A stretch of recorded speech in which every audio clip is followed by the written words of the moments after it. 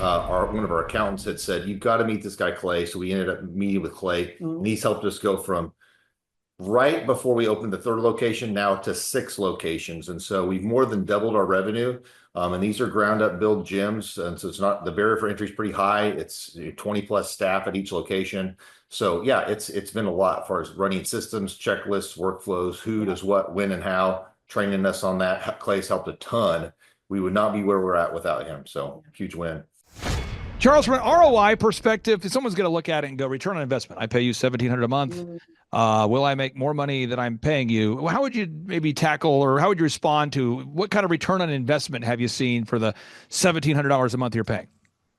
Well, for example, Clay has got, there's no better business coach in the world that has the way he works, the way his mind works. But he's also got a team of other business coaches that have worked in lots of different industries. So he's worked in every industry. His staff has worked in every industry. He's got videographers, web designers.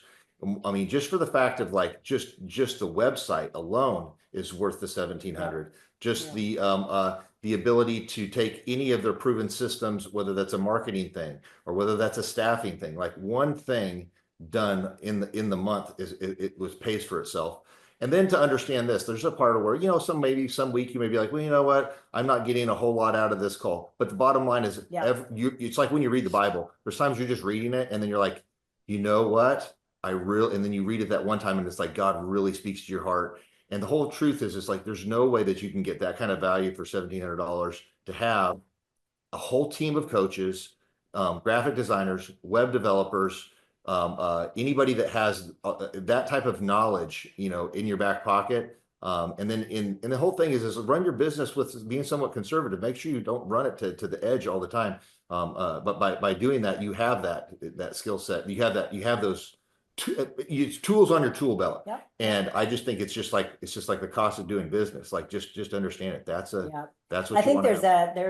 Sometimes the payment we make, I feel like, is peace of mind. Even because there have been multiple times throughout the years that we will either be butting heads on something, we're super confused about something, we're fearful about something in the market's changed, and it's a quick call to Clay. Well, Thrive Nation, it's a very special occasion because a lot of times on the Thrivetime show, I get to interview people that I am friendly with or have an acquaintance with, that kind of thing. And I enjoy that. But it's really an honor whenever I get to interview someone who I consider to be a friend or people that I consider to be friends of our family.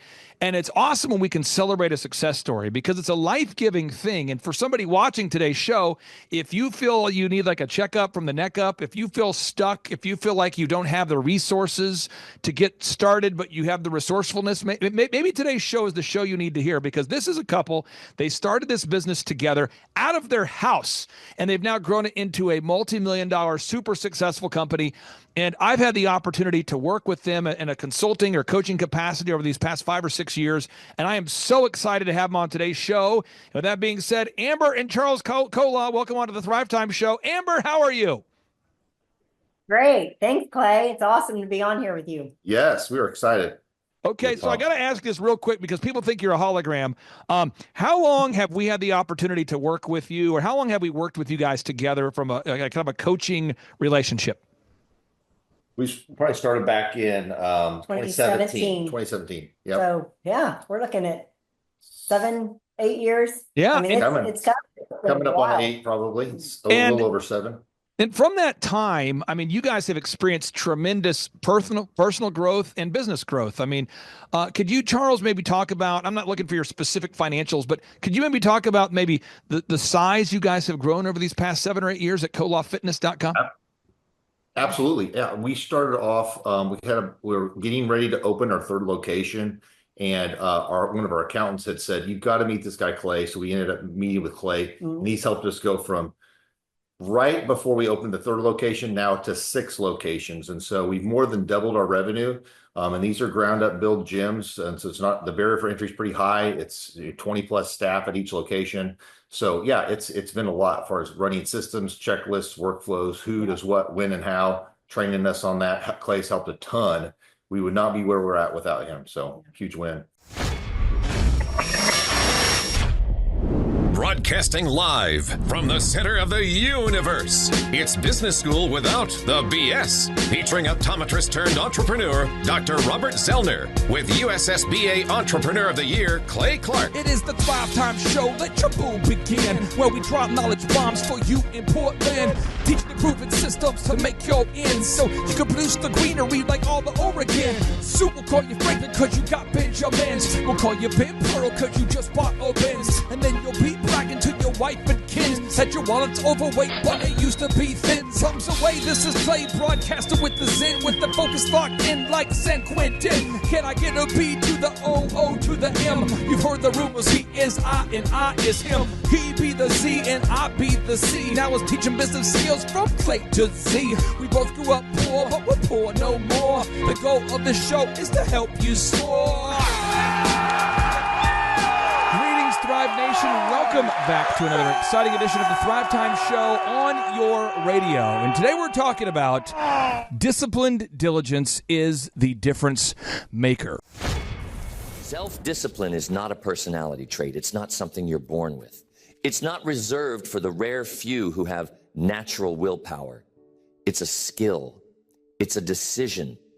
It's a process of training your mind, your actions, your habits, and your emotions to align with what you said you would do, regardless of how you feel. Self-discipline is the bridge between your goals and your reality, between your ambition and your results. It is the backbone of progress, the foundation of character, the tool that transforms vision into something tangible. You can have the clearest goals in the world, but if you cannot master discipline, those goals become nothing more than distant ideas. You'll start strong, but you won't sustain. You'll plan with intensity, but your follow-through will fall apart. And without follow-through, there's no momentum, no growth, no forward motion. Self-discipline is the difference between setting the standard and actually living it, between talking about your values and embodying them. This isn't about intensity. It's not about waking up at 4 a.m. and chasing perfection. It's about consistency, quiet, repeatable, focused action, especially on the days you don't feel like it, especially when no one's watching, especially when it's easier to negotiate, to postpone, to lower the bar. Self-discipline shows up when your feelings don't, when your mind offers excuses, but your standards stay firm. People think they need motivation to get things done, but motivation is temporary. It comes and goes. Discipline is what stays. It is what carries you forward when motivation fades. It is what allows you to take control of your day instead of letting your emotions or circumstances dictate it. Discipline doesn't ask, do I feel like it? It already decided. It moves. It finishes. It holds the line. If you want to build anything meaningful, health, wealth, purpose, peace, you have to stop outsourcing your consistency to your mood. You have to stop waiting to feel ready. You have to build habits that function without permission. Habits that are anchored to your identity, not your emotion. That's what discipline gives you, the power to create momentum, even when everything else is pushing against you. But discipline is not built overnight. It is a process, a craft, an art, something you shape over time by being intentional. You don't master discipline by trying to be perfect. You master it by practicing it, by creating a system around it, by conditioning your behavior to serve your goals instead of your impulses, by auditing your choices and being honest about where you let yourself off the hook. Discipline begins in the small things, the small decisions, the small acts of follow-through that no one sees, because those are the ones that build your identity. Those are the ones that strengthen your self-trust. Every time you do what you said you would do, your identity catches up. Your belief in yourself gets stronger. And belief is what keeps you consistent. Wow, there's a lot of D's there. Discipline, diligence is the difference maker. Now, Chuck, here's the scenario. There's a church out there in Owensboro, Kentucky, called River City Church. I've heard of these guys. And these guys have made a series of terrible decisions consecutively, and somehow I am now leaving to speak at said church, and I'm gonna quote scripture. Okay. But I'm not a pastor, and the only topic that I'm qualified to speak about is work ethic. And so we have Dr.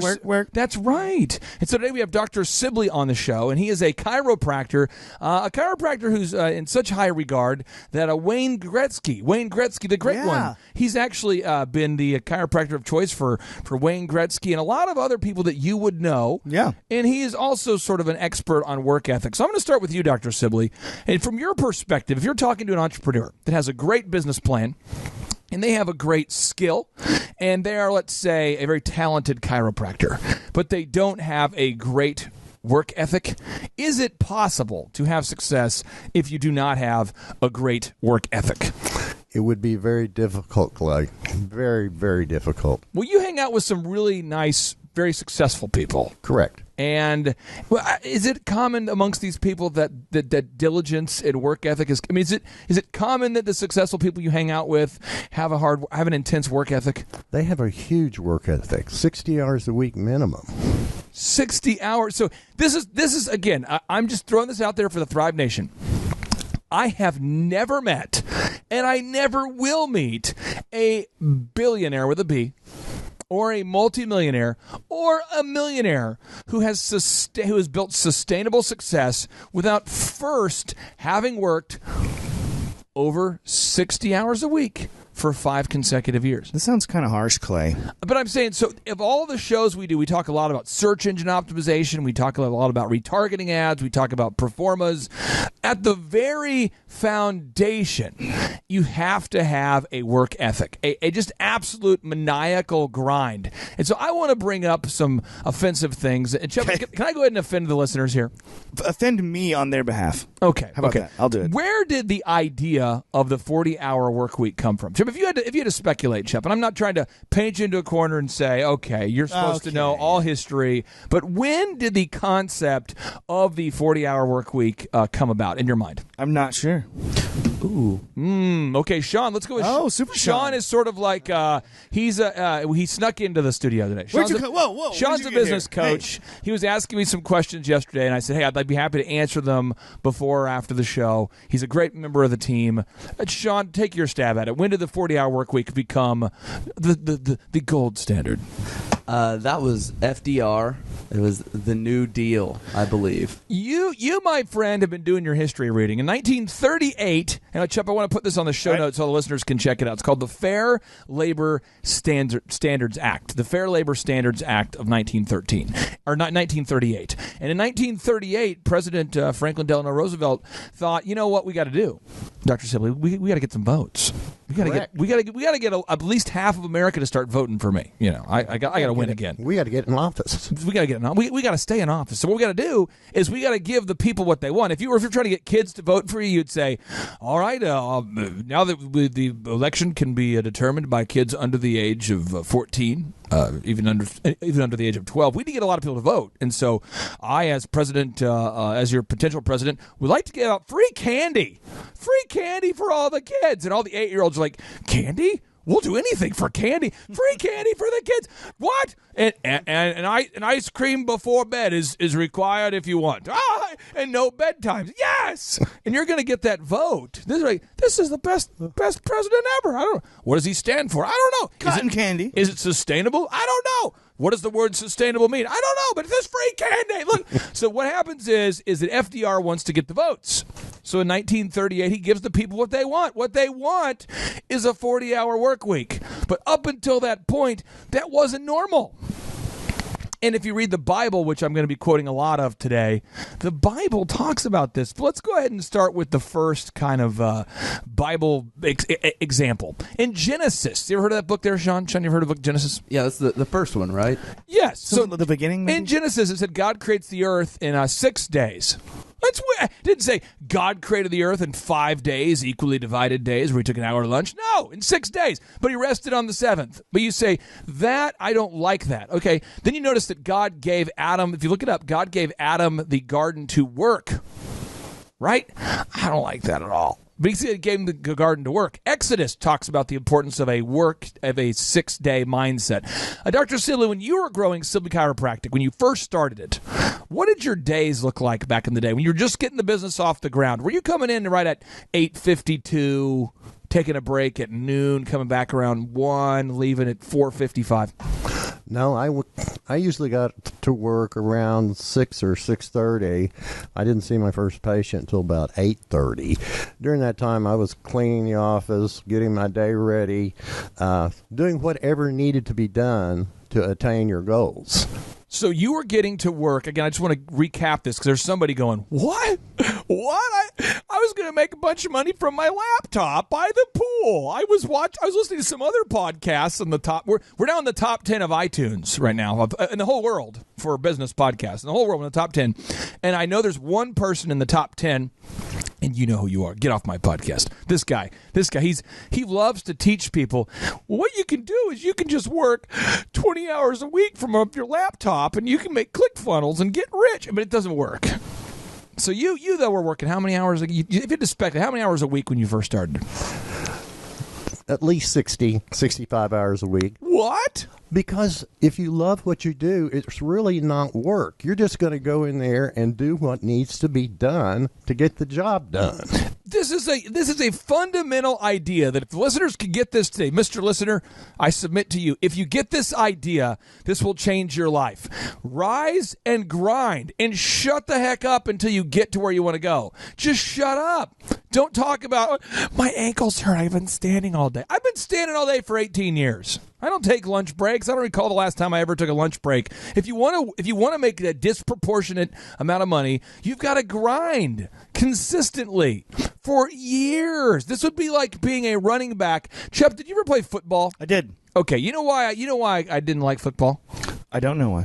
Because I was afraid of being hit all the time. That's true. Yeah, that would be a reason to hate football. I remember I was working out. I was like in 8th grade, 9th grade, and one of the guys in the I'm sorry, it was my 10th grade year, and I was working out. And at the time, I was very physically fit. And the strength coach pulls me aside and says, "Hey, son, I mean, have you ever thought about playing football?" And I'm a sophomore. I go, yeah, I mean, for like basketball, I was like the aggressive guy, but football, it's totally different. I mean, in basketball, you're kind of like an actor, and if someone touches you, you're like, "Oh, referee, ref, I was fouled." Look, and you fall down and put on a show, and you actually get applauded.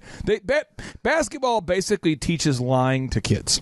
They basically teach you how to sell that you were fouled, and then when you do foul someone, pretend like you didn't. Like yeah. Oh, what do you ref? Yeah, I played soccer too, so that was the whole game. Right? Just pretending the flop, the dive. Oh God! A strong gust of wind. Yeah. So what happens is that I'm playing basketball. Coach says, "Hey, have you ever thought about playing football?" This conversation goes on for 2 years. So my senior year, he invites me. He's like, "You got to try it out this year. I'm telling you, you could do it. You can be a tight end. You're strong. You're fast." So I do great on the little 40-yard dashes. I do great on the bench presses. I do great on all that stuff. When you get onto the field, I don't like the pain. Well, that's a problem. And this guy, I'm playing tight end, the guy in front of me, the defensive end, he can't really articulate himself, but he kept saying something to the effect of, "I'm going to effing kill you. I'm going to destroy it." I'm like, effing? What does that stand for? I don't understand. Effing? Are you wanting to be my friend? And he hits me, Is his name Effin? Was that his name? True story. I run out there on one of my first plays, and I run straight across. He said my assignment was, as a tight end, was they hike the ball. I'm supposed to run forward a certain number of yards, hit the linebacker, and then, basically set kind of a block. Yeah. And then immediately take a hard right and catch the ball. I remember going forward, and I remember Coach coming out. I'm on my back, and he's like, "Clark, you got to keep your head up, man. You're going to get killed." And I'm like, That's why I didn't want to play. Right. So that's what entrepreneurship is like. If you don't want to work 60 hours a week, you just run out on the field and, my business failed. I don't know why it failed. It failed because we're not working as much as it takes. All right. So according to Forbes, 9 out of 10 startups fail. It's because I've met these people. It's because they're not grinding. So what I'm going to do is I'm going to give you a Bible verse, and I'd like to have Dr. Sibley break it down from his literal perspective, from a business perspective. This is Colossians 3:23-24. Work. Remember, we're talking about work today. So the W stands for whatever you do, work at it with all of your heart, as working for the Lord, not for human masters, since you know that you will receive an inheritance from the Lord as a reward. It is the Lord Christ you are serving. Dr. Sibley, what does it mean in your mind to work as unto the Lord? That means being straight up and honest with everybody you come into contact with. You treat them like family. You don't take advantage of them. And you always have a fair fee. A fair fee. Yes. That's what that means to you. Yes. Chup, we work with some great clients. Yeah. So I'm going to brag on a client right now. Do it. This is one that gets me fired up. This one right here, this is kind of like the laser show. And we're going to get Marshall Morris, the business coach, on here in the next segment to talk about this. But it's called Delricht Research. Yeah, he's got to get on there. And we're helping these guys to franchise their brand. And these homies were a startup 2 years ago. And they're bringing in more than 6 figures on a monthly basis of profit. Are you guys talking about like people in the Bible that knew a lot about God? No, not talking about prophets. They're not bringing in 100,000 prophets. I don't know if there's that many prophets. I mean, that would be a lot of profits. They're not bringing in like Benny Hinn and gathering like Richard Roberts, and they're not gathering 100,000 profits. They're making $100,000 profit. Doll hairs? That's not very many doll hairs. That's not a lot. That's like a half. I'm talking about 100,000 dollarinis. Dollarinis. Is that big ones? The big We're talking about the cash, smackaroonies, the green stuff, the greenbacks, lettuce. No, cheddar. 100,000. These guys are doing great. You know why they're doing great? Because they're diligent doers. They reached out to us to learn about the path, but they execute the path. True. These guys are disciplined. And Chup, I'm just so excited to share their story. When I think about discipline and rigor, I think about cleaning our bathrooms, Chup. Gosh, I think about, we might have a great show. We might be highly motivated. But, Chup, if the bathroom is out of toilet paper, if the bathroom's not clean, what are we going to do, Chup? We're going to be upset. We're going to be upset. We're going to be upset. So, you know what we did? We reached out to probably the most disciplined janitorial service in Tulsa. They work with Google. They work with Newstar. They work with DuPont. They work with Dr. Robert Zellner and Associates. They work with Total Ending Concepts. And, Chup, tell us about them. So this is Classic Janitorial, all right? You can get a hold of these guys at theclassicclean.com, theclassicclean.com, 918-671-2046, 918-671-2046, Classic Janitorial Services. It blows my mind all the time. Check out those guys at theclassicclean.com. Turn your porcelain palace into a mecca of cleanliness. Make it a place where people come for tourism. Theclassicclean.com. Attend the world's best business workshop led by America's #1 business coach for free by subscribing on iTunes and leaving us an objective review. Claim your tickets by emailing us proof that you did it and your contact information to info@thrivetimeshow.com.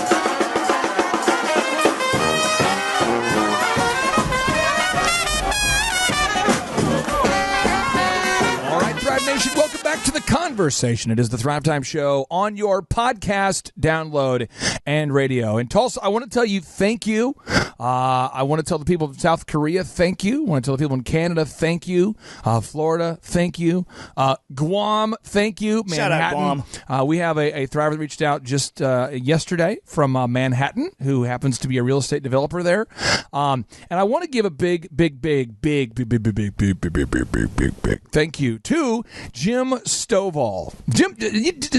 Chup, do you know the Jim Stovall story? Do you know about Jim Stovall? Not in depth, but yeah, slightly. Well, as we're talking about the disciplined diligence being the difference maker, that's what we're talking about today. I can think of nobody else who is disciplined and diligent like Jim Stovall. My main man, Jim Stovall, is blind, which means he can't see. Oh. And he actually listens to an audiobook every day. He takes the audio, puts it on you speed it up twice, 3 times, whatever. He listens to a complete book every day. Then he started a thing called the Narrative Network. If you look it up, you can look up the name of his company. I don't want to get it incorrect here. But he started a multi-million-dollar company He's a New York Times bestselling author, and he's now writing books for the Napoleon Hill Foundation. And occasionally he makes poor life choices and listens to our show. And he called me on Friday, and he says, hey, I want you to know I listened to your show and ABC 123, and it's just I'm honored to have a guy who is one of the top motivational speakers on the planet, one of the top authorities on entrepreneurship, a guy who is heading up the Napoleon Hill Foundation for their books, releasing a lot of new books through the Napoleon Hill Foundation. It's great to know that you are listening, sir, but it's also great for the listeners, hopefully, to know that the process of discipline, diligence never stops. He's already achieved that success. And Marshall, I want to tap into your genius about this concept. Why do the diligent doers always win? Why do your clients that are the diligent doers always win, regardless of their business plan? Because if you weren't diligent and you didn't work hard and you didn't invest your time, money, resources into growing something, then it wouldn't feel good after you've actually achieved it. So I have this theory, Clay, of why ideas are in and of themselves are not worth anything. It's because anybody can have one. Keep going. I think you're on the verge of something amazing here. There is no investment into having an idea. Anybody can just, at a drop of a hat, just have an idea. Now, good ideas, bad ideas, where the real fruit, the real profit is the investment, the diligence, the consistency over a long period of time in order to get to where you want to go. Well, here's the deal, Thrive Nation. I'm going to put up on the big screen so you can see it, Chubb. Jim Stovall is now writing these books called The Wisdom for Winners. They're different volumes, and it is an official publication of the Napoleon Hill Foundation. Now, he's writing these books for Napoleon Hill Changed My Life. And so Napoleon Hill was the coach for Oral Roberts. Napoleon Hill worked with FDR. Napoleon Hill was the man. Napoleon Hill was one of the first business coaches. He was the personal apprentice of Andrew Carnegie. And Jim Stovall is a Napoleon Hill apostle, if you were. He's already built a successful company called the Narrative Television Network. He's had his story, the book, The Ultimate Gift, distributed by 20th Century Fox. He's been a best-selling author. He's done all these things. He's written a book with Steve Forbes. And, Shep, I've been harassing him for a long time to get him to be like a weekly call-in guy on the show. Yeah. And I think we might be at a tipping point here. So, Jim, I don't know if you're listening right now, but, Jim, I feel like we're right at that verge of where it's going to happen. So what I want to do is I don't want to make it weird, and I don't want to apply pressure to you. I just want to say, no.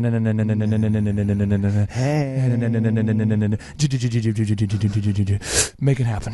Make it just this, Jim, you want to be on the show. This is weird. No, it's not weird. This is just me. Come to the butthead. Come to the butthead. Come here, Jim. Okay, there we go. I think we've gathered him now. I think he'll do it. I think we've got him. I think we just did. He's here. Well, hey, what's up? Okay, but anyway, Jim Stovall, I'm excited to maybe have you on the show, and if not, I'm excited to be rejected in front of the hundreds of thousands of podcast listeners. This next notable quote I want Dr. Sibley, Tulsa's #1 chiropractor, to break down is: discipline is the bridge between goals and accomplishment. Discipline is the bridge between goals and accomplishment. Jim Rohn, the late great self-help author. What does that mean there, Dr. Sibley? You have to come early and stay late. It's like Napoleon Hill said, whatever the mind of man can conceive and believe, he can achieve. You got to get that through your head. Oh, but if you don't work hard, every other podcast, everything else we teach you will not work. And so Robert Kiyosaki comes in hot, Chup. I want to get your take on this. A notable quotable from Robert Kiyosaki, the best-selling author of Rich Dad, Poor Dad, whose book he wrote with Sharon Lechter. And I've spoken to Sharon Lechter. Sharon Lechter, how you doing? So Robert Kiyosaki says, confidence comes from training and discipline, Chup. So discipline, you've got to take action. And like Marshall was saying a minute ago, repeated action. You can't wait for the inspiration to come. You have to take action that will give you the inspiration and the confidence. And then the training aspect is, when you get good at things, you're a little more confident at them. Think about this. Confidence is a byproduct of training and discipline. Confidence is it's a result of training and discipline. Marshall, you don't have confidence previous to the training and the discipline. The training and discipline comes first. Why do people struggle with this, Marshall? People struggle with this is because the time that is needed in order to train effectively. I see a lot of people, they'll wait to spot check or train their team only when the emergency happens. See, what you have to do is you have to create the urgency before there is an emergency. You got to do this because otherwise you're waiting to be reactive. You're waiting till an employee chooses to leave or somebody makes a bad decision and you need to replace them. You need to put somebody else into that role, and then you got to rush around and try to train them up reactively, and you can't do that. But when you're proactively training your team and investing the time on a weekly, not yearly, weekly basis, okay, you have that scheduled time to train your team. I don't think you realize what you just said. You said weekly. What? That seems Like not very strong?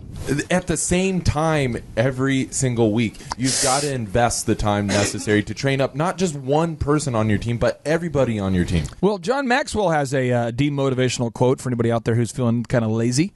John Maxwell says, most people want to avoid pain, and discipline is usually painful. Yeah. So he's talking about most people want to avoid the pain, so what they do is they avoid the discipline. But then what happens is they get disciplined by the marketplace because they lose. And so I'll just give you an example. There's a service that we use to deliver our office supplies. So we signed up with a company called Onyx Imaging.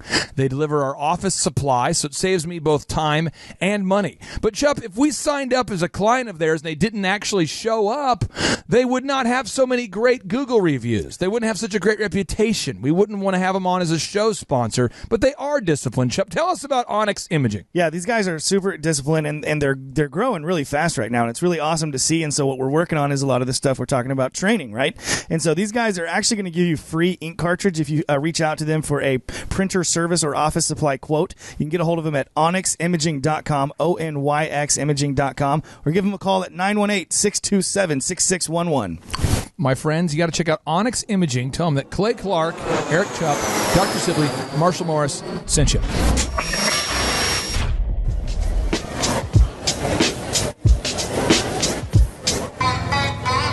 Want to attend the legendary Thrivetime Show Business Workshop for free? Subscribe on iTunes, leave an objective review, and send us confirmation at info@thrivetimeshow.com to claim your tickets. Want to live in a van down by the river? Come by and see us at our Riverwalk offices, and we'll be able to make your dreams come true. All right, Thrive Nation, welcome back to the Thrivetime Show on your radio and podcast download. Today we're talking about discipline and how discipline is the difference maker. Discipline, diligence is the difference maker. And I just want to share this idea with somebody out there that needs to hear this. Hopefully this is helpful. Hopefully this is not going to really take you to the bottom today. But I'm trying to give you that mentorship that I wish I would have had earlier. But this is what Lou Holtz says. Now, who's Lou Holtz? Lou? Well, people say, well, who's this person? Why is this person qualified to speak into my life? And that's fair. That's fair. Well, Lou Holtz was a football coach who had an abnormally high level of success pretty much everywhere he went. So he coached at the University of Arkansas, the University of Minnesota, North Carolina State, the College of William and Mary, Notre Dame, and he just kept winning all the time. No matter where he went, he would go into a program and turn it around. And this is what Lou Holtz has to say about diligence. He says, winners embrace hard work. They love the discipline of it, the trade-off they're making to win. Losers, on the other hand, see it as punishment, and that's the difference. See, this is a crazy idea that's going to really irritate somebody out there, but hopefully this helps you. The other day, someone shouted at me, and they said, I would like to become a business coach for Thrive. And I said, that is awesome. That's great. That's great. Now, here's the deal. Every day, we have a meeting at 6 a.m. with our coaches. Every day at 6. So any of the client questions that happened the day before, Marshall, can get addressed in the meeting if for some reason it's above the pay grade, above the knowledge base, above the coach. So if the coach is in a meeting with a client and they don't know the answer to something, we can give them the answer every morning at 6. And so Dr. Zellner and I can get together and go over the answers previous to the meeting, or we can deal with it in the meeting. But every morning at 6, we have that meeting every morning at 6. And they said, yeah, I want to do the coaching. 6 a.m. is like a really tough thing for me. Yeah. So the person went through the charade and actually shadowed me for 2 days. They actually came to the building for 2 days, and they looked like the entire meeting like they were dying inside because they had to be there at 6. And so Lou Holt says, winners embrace hard work. They love the discipline of it. They love the trade-off of it. They actually like it. Winners like the trade-offs. On the other hand, losers see it as punishment. And it looked like this adult man was being punished because he had to be there at 6 a.m. So I want to get your take on this, Marshall. And then I want to get Dr. Sibley's take on this and Eric Chupp's take on this. Why do winners embrace hard work? Marshall, I know that you embrace hard work. What's wrong with you? Winners embrace hard work is because they know the fruit that they're going to reap as a result of this. And so this is something that Eric and I were talking about the other day. Is I've all but just foregone all of my weeknight activities, whatever they may be, just because we're getting up early, we're recording podcasts, we're being productive before everybody else wakes up in the morning. So you is not going out to that special bar that you used to go. Remember where we met, Marshall? You ain't going there anymore. Not going there. Was that the Rainbow Room? Chip, I don't know what you think, but I will say this. I remember Martha walks in there and the uplights was looking just right, and I thought to myself, They were shining up to about his shoulder. I said hello, and he said hi, and I said, yeah. How are you doing? All right. Sorry. And so whatever that is, but making the trade-off of waking up early to get more things completed, and therefore being able to achieve more, and nobody else understands this. Everybody that you're around, your family, your friends, your coworkers, they're not going to understand the whole waking up early and being disciplined thing. They want to go off and do something different every single week. And as you surround yourself with more and more like-minded individuals, you realize they're all doing the same thing. Right. Dr. Sibley, I want to get your take on this, my friend. Why do winners embrace the hard work? Why do you actually like working hard? You have goals, and if you have goals, you have to achieve them. If you're a winner, it's just like having staff meetings. You have to have a staff meeting every week. How bad can things get in a week? Terrible. Right. Very bad. So here's what you hear. You see entrepreneurs, though, all the time before we help fix them in our coaching program, where they say, we're so busy this week, we couldn't get to our meeting. Yeah. How can you be so... Dr. Sibley, if you're so busy you don't have a staff meeting, what's going to happen? Chaos. We don't take care of our patients. It's a matter of honor. You've got to get your act together with your staff, all being on the same page, doing the same thing. Oh, preach it. Taking care of patients. Oh, preach it. So this is the other crazy thing that I hear during the group interview is they're like, how often are we evaluated? In so many other companies, they do the semi-annual review. Oh, come on. And so how about every minute? Yeah.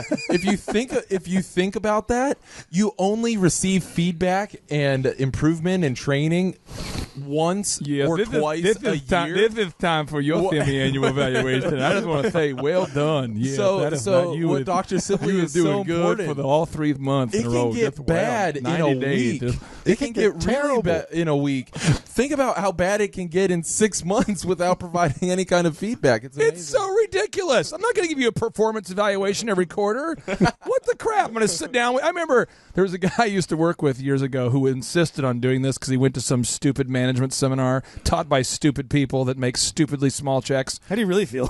Yeah. It was stupid. And he says, we need to do quarterly evaluations with the people. We need to do the quarterly evaluations with them. I said, what? We need, and the conversations are so insincere, Chuck. Yeah. They're like, this quarter overall, you're what I would call vis-a-vis the growth of the opportunity. Details is what you want to focus on more this quarter. You got to check the specs on the inline rotary girder. So we move on. We're talking about the discipline diligence needed to become. You know what? I had something to say on that. Yes, you preach the good news. Talking about winners embrace hard work. You know what's fun about like getting up early or staying up late and working? Being up doing stuff when you know for a fact everybody else in your entire town is in bed. it's a cool thing. Like, it just, once you get into that groove and into that grind, it's fun to know that you're getting so much more done than everybody else. I got the entire St. Pete Beach to myself when I got up at 5 a.m. Not a whole lot of traffic. Not a whole lot of people there. Now, I want to tell the listeners about this. This is a Jim Rohn notable quotable. Jim Rohn says, "We must all suffer one of two things: the pain of discipline or the pain of regret or disappointment." That's so true. So I want to ask you, Mr. Listener, headed into the break here, as you think about this over the break. In what area of your life, of our lives, are we not being as disciplined as we should be? In what area? I mean, I'm sure there's somebody out there who says, "Oh, I've got it all together. I've never had any mistakes in my life." And that's cool, and that's why we're going to have you on as a guest, and you can teach the good news of how to be perfect. But for me, I know that I've had drifting occur in my life in different areas, and there's areas where you're just killing it at work, but maybe you're doing a horrible job at home with the family. Or maybe you're doing a great job with the family. You're just like a superstar dad, but you're just dropping the ball at work. And so if you need some accountability, you need some accounting, you need somebody to stay on top of your finances, make sure you're paying your taxes on time, make sure you're taking the proper write-offs, and not too many write-offs. You're being ethical with your accounting. I encourage you to go to hoodcpas.com. hoodcpas.com. I've been business coaching for over a decade, and unfortunately, a lot of entrepreneurs are not disciplined in the area of accounting. And if you need a little help, go to hoodcpas.com. They'll be happy to help you. That's hoodcpas.com. Stay tuned.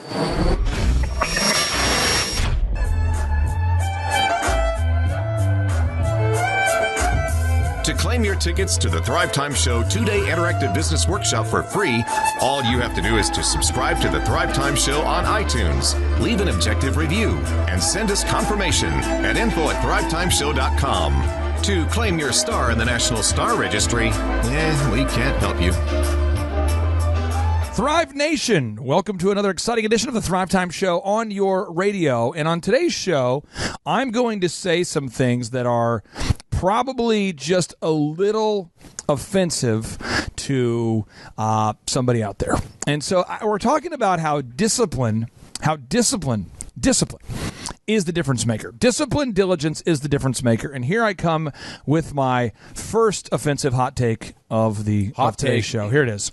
Proverbs 10:4 reads, "Lazy hands make for poverty, but diligent hands bring wealth." Let's repeat. Lazy hands make for poverty, but diligent hands bring wealth. So what does that mean? Lazy, so you're not working hard. That creates poverty. What? It seems weird. But diligent hands bring wealth. Now, this was written previous to our tax system. So our current tax system, this is our current tax system. What it says is diligent hands outperform lazy people. So we must take half of what they make and give it to negligent people, thus perpetuating negligence, thus encouraging negligence, thus actually encouraging people to not work hard. So as an example, my typical work day, I start my first meeting of the day is at 6 a.m. I'm up at, usually I'm starting doing things related to work at 5, okay, for sure by 5. And I plan out my day, and then I wrap it up around 5. So when I am working, I like to tell myself this little encouraging thing, Chup. Around like 11 o'clock every day, around 11, because I've been from 5 to 11. That's about 6 hours. Yep. I usually like to say, "Good job, Tiger," and I'll say back to myself, "Hey, thanks, man." And then I'll say, "Hey, thanks for working the first half of your day for all the lazy people. Now you get to work for yourself." And I go, so kick it into gear. Right. So I kick it into gear that last half of the day, because the first half of the day I'm working hard for other people. Right. The second half I work. So I'm going to tell you this. If you are listening to today's show and you are a business owner and you are not where you want to be financially and you are working less than 70 hours a week, you are a pathetic loser. Whoa. So if you have a business and you're not where you want to be financially and you are working less than 70 hours a week, you are a pathetic loser. And you actually are being punished by God directly because it's in the Bible as a consequence. But the good thing is once you have a breakdown, you'll eventually have a breakthrough. So I want you to do is continue being negligent, get your account balance down to about 0. Or a little under that. Yeah, get into that bankruptcy zone, and then you're going to find some serious motivation the first time that you check the balance of your checking account. But in the meantime, you take your high and mighty mindset towards wanting to maintain life balance. You run around, you go to your chamber events, you're going to show up, they're going to have a speaker, they'll be speaking this week, next week, somewhere, and they always talk about, this is the topic they like to talk about at these high and mighty chamber events led by people that have never started their own company. They say, True. Today we're going to talk about life balance, the importance of keeping balance. Meanwhile, your account balance is getting smaller. And you can argue with the Earth's gravitational pull, and you can argue with how life works, but if you are negligent, you deserve poverty. Oh, God. And you're being punished directly by God himself. So this is what God, I believe, is saying to you right now. You, my friend, are poor, and you deserve it, because I wrote this little book called the Bible, and it says, lazy hands make for poverty, but diligent hands bring wealth. Furthermore, in the Bible, Chup, it says, he that spareth. Oh, see, this is, gosh, Clay, you are so negative this morning. You're so negative today. You're so negative this afternoon. Proverbs 13:24. Let's put this on the show notes. It says, whoever spares the rod hates their children, but the one who loves their children is careful to discipline them. So I'm choosing, I believe you're listening to the show because you want mentorship. Therefore, you've done some internship into the podcast, into the radio show, and you want to know how to become successful. So I'm telling you, if I spared the rod, it would mean that I hate you. So I'm telling you right now, I'm going to beat you with the dumbstick. If you work less than 70 hours a week and you're not where you want to be financially, you deserve poverty and you're being punished by God. Now, that's my hot take. I'll go with the more moderate version of this. Dr. Sibley, feel free to argue with me. But for the listener out there who has a business and they're not making any money at all, but they take off on Fridays, they work 8 hours a day, they obsess about life balance, what advice would you have for them? You have to work, meet people, shake their hands, kiss babies, whatever it takes to get people into your business. It's just like with your staff. It's so important for them to carry your same message for your whole office. And when I was managing practices, this is what I would tell them, that you really have to work. You can't play golf. You can't go out and buy a big car. What is your profit number? Tell me what your break-even number is so that we can start really making some solid improvement in the profit of your business. Yes. And so what Dr. Sibley just said is so important. If you're marketing or doing sales or looking to hire somebody, just testing an idea, and if the idea doesn't work and then you shut down, that's not a good way to go about business. You said you got to do whatever it takes. You got to get out there and just stand out on the sidewalk passing out flyers. You got to go around to other businesses yourself. You got to spend as much money that you need to get people into your business. Because if you do it, but you don't achieve the results that you want, then you've not completed it. You've not finished. You got to get your name in front of people. You've got to have that recognition. It's just like Sibley, oh, he's a chiropractor. Right. And I hope that when they hear the name Sibley, they think quality. Because when they come in my office, they don't wait. They get treated. There's no barriers if they have questions. Think about this. You think about work ethic. Okay, there's a song out there. Well, most of the songs that are on the radio, I don't agree with the lyrics, and so I don't typically quote them too much. I do like to mock Post Malone on a continual basis, but the lyrics, there's a song out there by a group called Imagine Dragons, and it says, whatever it takes, because I love the adrenaline in my veins. I do whatever it takes, because I love how it feels when I break the chains. Whatever it takes, you take me to the top, I'm ready for. Whatever it takes, because I love the adrenaline in my veins. I do whatever it takes. Always had a fear of being typical, looking at my body, feeling miserable. Always hanging on to the visual. I want to be invisible. Looking at my years like a martyrdom. Everybody needs to be a part of them. Never be enough. I'm the prodigal son. I was born to run. I was born for this. And he talks about just grinding. And I'm just telling you, it's so hard for me to even relate to somebody who's lazy. Honestly, it's like been my prayer this year. I'm like, Lord, please teach me to not hate everyone who's a lazy idiot. And then I realized, Clay, you just said the word idiot while praying to me. Okay. Lord, please help me to not think of them as idiots. Yeah, because they take half of my check. They wake up at 8 a.m. every day. They hustle into work right at 9 o'clock. They take their 1 hour lunch. They leave nice and early, and they never get paid. I'm just telling you, if you are not disciplined, you are going to lose. John Wooden, the best basketball coach in the history of NCAA basketball. He won 10 championships in 12 years with players of all heights and sizes and backgrounds. I mean, he won with a very, very small lineup. He also won with big lineups. I mean, the guy's just dominant. He says, discipline yourself and others won't need to. Think about that. That's amazing. So I think about when I was an idiot, and one of the things I used to do was I worked at Target, and I would try to eat all of the pretzels when my boss wasn't watching.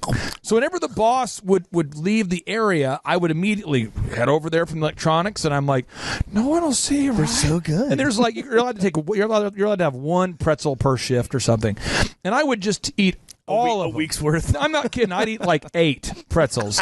And then my boss would have these ridiculous team huddles. And he goes, guys, somebody is eating like at least 8 pretzels per shift.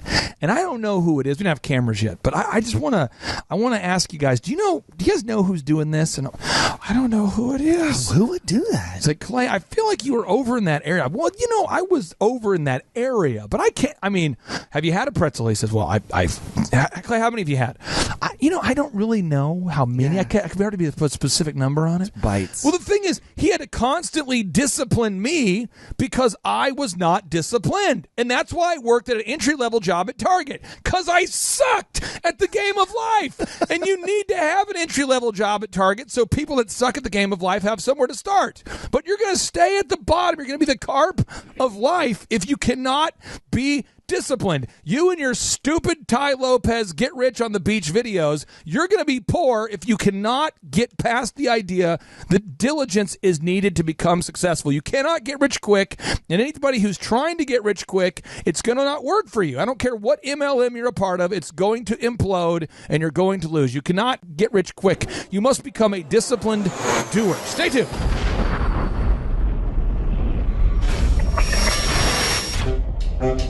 Attend the world's best business workshop led by America's #1 business coach for free by subscribing on iTunes and leaving us an objective review. Claim your tickets by emailing us proof that you did it and your contact information to info@thrivetimeshow.com.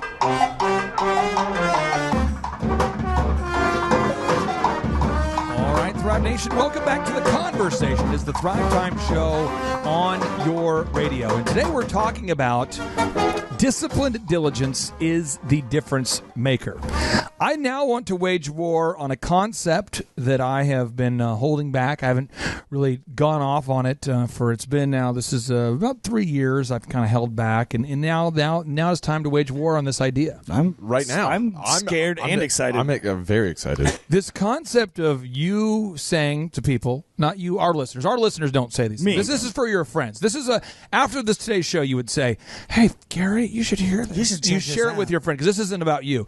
It's saying I did my best and missing deadlines. So you're supposed to get something done. And you have 3 ways, Marshall, that our current culture allows you to justify not getting something done. Okay, so somebody says they're going to do something, they don't do it, they say one of these 3 things. And these also work in a meeting to avoid actually doing anything. It's a way to avoid it being assigned to you. Got it. So I think of people that I know that we've known that they do these 3 moves. There's those 3 moves that society has. I want to, maybe Dr. Sibley has heard these in his offices. Maybe not. Maybe I've officed in an alternative universe where people use these 3 excuses to not get things done on time or to avoid doing something entirely. So let's go ahead and I'll role play the 3, okay, Marshall? Okay. So you're going to try. I'm a coder. I'm holding you accountable. I'm a coder. Okay. And you want to assign me something, and I'm going to use excuse number 1, which is, by the way, it's misunderstanding or you could call it These are the three. miscommunication. These are the three. This These is are the three. this is number one. This is Okay. misunderstanding or miscommunication, or just I don't get it. Okay. It's just going to be this. I'm gonna kind of hang in that area until you wear out as the owner and you won't assign it to me. Here we go. Go for it. Okay, so Clay, it looks like today is Monday. Are you finished with that feature that we were supposed to be coding out? Well, I'll have something great to show you today. I'll tell you that. You'll have something great to show? Yeah, for sure. It'd be phenomenal. Today is the actual due date for it, so it's supposed to be done for this meeting. Well, yeah. Oh no, and I'll have something to show you. I mean, for sure. So is it done?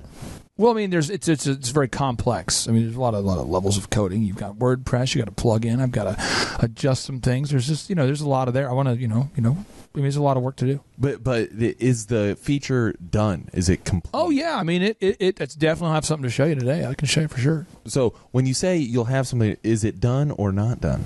I'd put it in the done category, but I mean, are you ever really done? I mean, it's all about really just making things perfect. So I'm going to get it out there, and I'm going to have something to show you. Okay, so rather black or white, is it done or not done? Well, what color is done? Oh, nice. But all I'm saying is, no, they sit there and they sit constantly, and then when you finally next week comes Right, and right. It wasn't done. Okay, wasn't done. Can you follow up with me? Let's do that. Okay. Okay, so Clay, we're following up again here.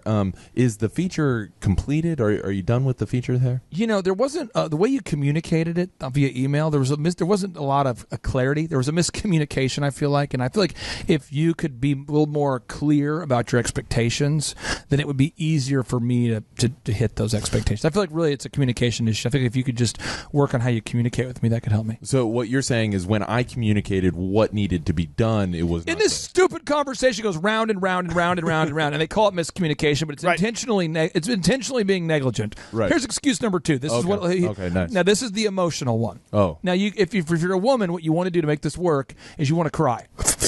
And if you're a man, you want to act like there's a personal issue that you can't talk about, and you're just violently obstinate. But I'm going to go with the woman one because I think this is the one I've prepared myself psychologically for this morning. Okay, go for it. Okay, so Clay, did you go ahead and get that project completed like we talked about last week? No.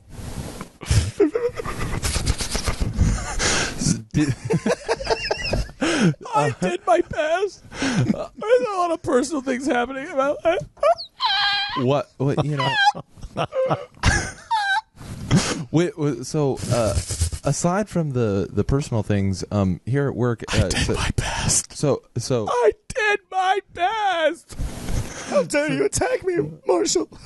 So with My wife wants me to be home with her. You're ruining my life. Ah! And they just leave. And somehow you, as an owner, feel bad because they said they did their best while crying. And walking out laughing when you can't see their face anymore.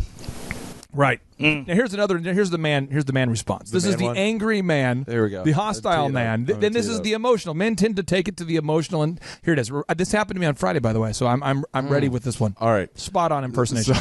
So Clavis, did you get the project? I don't appreciate you talking to me. I've asked you I don't know how many times. My name is Clay. I don't know. I'm serious. I'm just telling you, man. You're on my last nerve right now. So Clay, did you complete the project like we had talked about? Do you ever come by and say thank you? No. Do you ever say anything positive? No. I've worked here. I've busted my. This is a show that I have to edit, but I bust my derriere every day for this company, and then you're going to come here and ask me, did I get it done? Right. Okay, sure. Right. I'm sure this only happens in our office. This is a move. This is a move. Okay, Yeah. so you got miscommunication. Yep. You've got the emotional. Now, the third is the move that is a really good move. It's been used by people for centuries. I believe thousands of years, potentially. I don't know Dr. Sibley's take on this one. Dr. Sibley, this is the I forgot move. Oh. Where you have people in your office or team that don't write anything down on purpose. And then so you're having a meeting with them, and they're not writing things down. You're having a staff meeting, and they're not taking notes. And then they say, I forgot. Can you wage war on this idea of I forgot? What happens to people who forget a lot? Well, in a staff meeting, we're prepared, we have an agenda, and we go through our agenda. And they have certain goals that they're supposed to meet each week. And those goals are Did you communicate? Did you educate? Did you tell people about what we do? Does everybody know what we treat? And if they're not doing that, then the business is going down. And if our business is not profitable, they don't have a job. And what would you say to the entrepreneur out there that has a business and they're allowing their staff to tell them as a valid excuse in their mind that the reason why they didn't get something done is that they forgot? What would you say to the entrepreneur that's allowing that to happen? Well, people forget, and you can give them one chance, but they only get one. The second time I told them, it could be curtains, because there's just really not any excuse when you sit in front of them and tell them exactly what to do, and then they don't do it. It's terrible. Now, here is where I think a lot of people are forgetting. I want to help the listener out there. According to Psychology Today, Marshall, there's an article called Are Smartphones Making Us Stupid? Stupid. In June of 2016, another study reported that the typical smartphone owner interacts with his or her phone 85 times per day. This includes upon waking up and just before going to sleep, and oftentimes in the middle of the night. So, Chuck, there's somebody out there, and this is what's happening. You're opening your phone. You have your email. Your email's pushed to your phone now. Right. So you're having a client or your boss or somebody email you, and you open the email when you're at dinner on a Friday night, and you forget to write it down on a to-do list.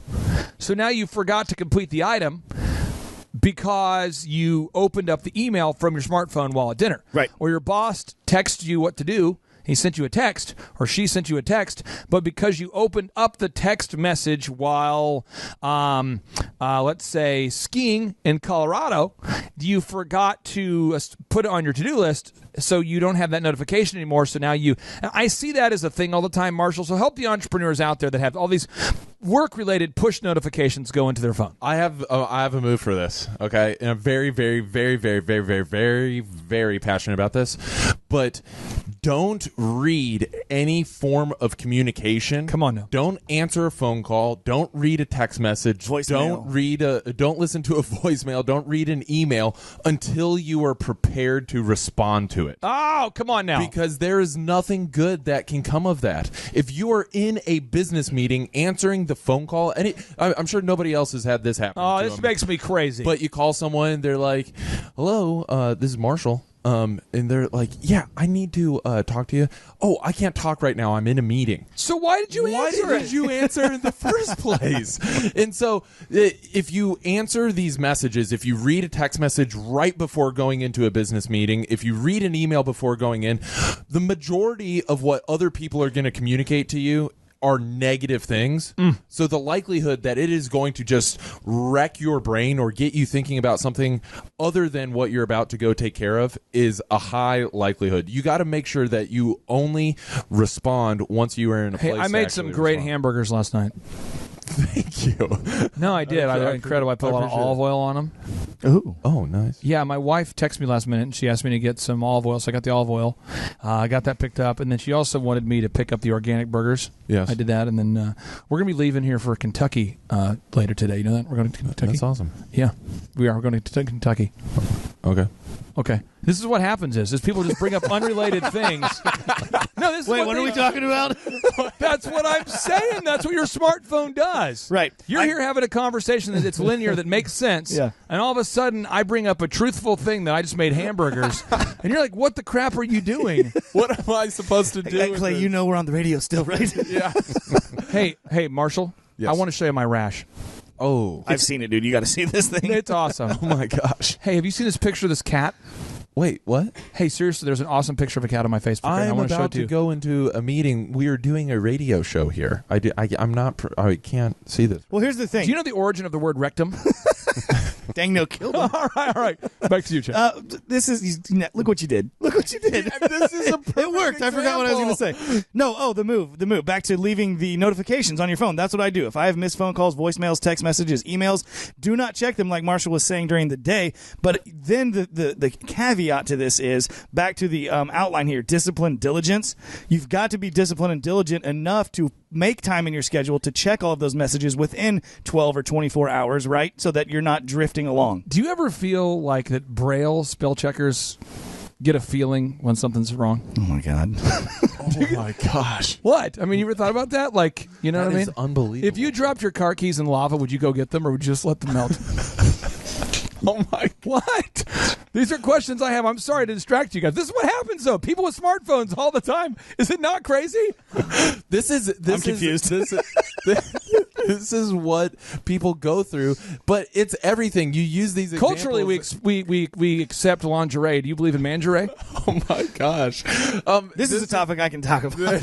I'm prepared for this. Do you like peanut butter? Yes, I love peanut butter, but the real question is, what kind of peanut butter do you like? Do you like the organic, the sugar-free? I don't, but that's what I choose.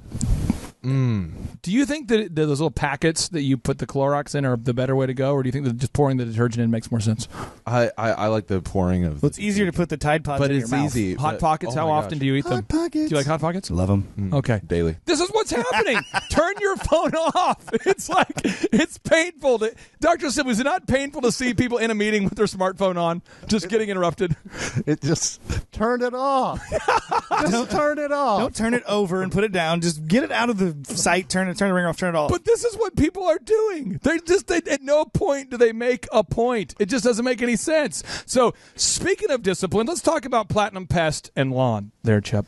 Platinum Pest and Lawn. These guys are a great Tulsa-based company. And Chip, they have an incredible no-brainer offer for our listeners out there. I mean, if you have mosquitoes that are populating your backyard, if you have insects, you have snakes by your lakes, you have mosquitoes in your mojito, ants in your pants. ants in your pants, Chip, who do we call?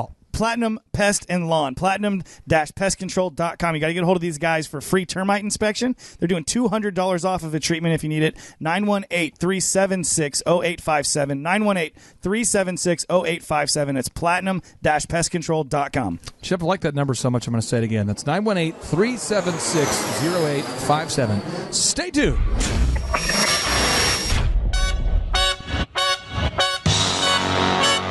Attend the world's best business workshop led by America's #1 business coach for free by subscribing on iTunes and leaving us an objective review.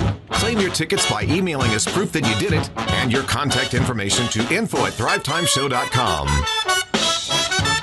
All right, Thrive Nation, welcome back to the Thrive Time Show on your radio. For all of you listeners out there that have helped us get into the top 10 of the iTunes business charts, thank you. And we appreciate you for subscribing to the podcast. Yeah. And for a limited time, I'm not sure exactly how many more months we're going to do this, but if you do subscribe to the Thrive Time Show on iTunes and you leave us an objective review, and you email us proof that you did it, we will send you 2 tickets to our next upcoming workshop for free. And we're talking about disciplined diligence is the difference maker today. And I want to start by reading a notable quotable from Joyce Myers. Now, Joyce Meyer. Now, who's Joyce Meyer? Joyce Meyer is a Christian author. She's a pastor. She's a woman who grew up with a really, really, really terrible childhood. And I like her because she preaches what I would call man law.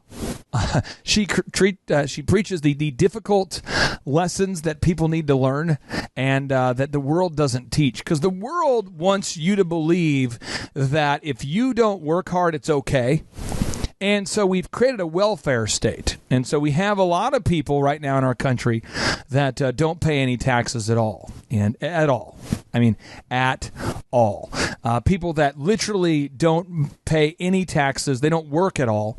And it's a result of having entitlement. They now have entitlement. Everyone feels like they deserve to have college. So as an example, in Tulsa, Oklahoma, where we broadcast from, there's Tulsa Community College, and I'm going to attack this idea and probably get some hate emails. That's okay, but we've been now. The city of Tulsa has been sold, and through popular vote, people have now signed off that everyone in Tulsa should get free community college. Everyone. So your freshman year, there's certain parts of your education. If you go to TCC, Chip, are you aware of this? I'm not. I did not know this. Yeah, so you can. It depends on certain circumstances, but essentially everybody can go to college now without really paying for it if you want to. I mean, there's ways to do it.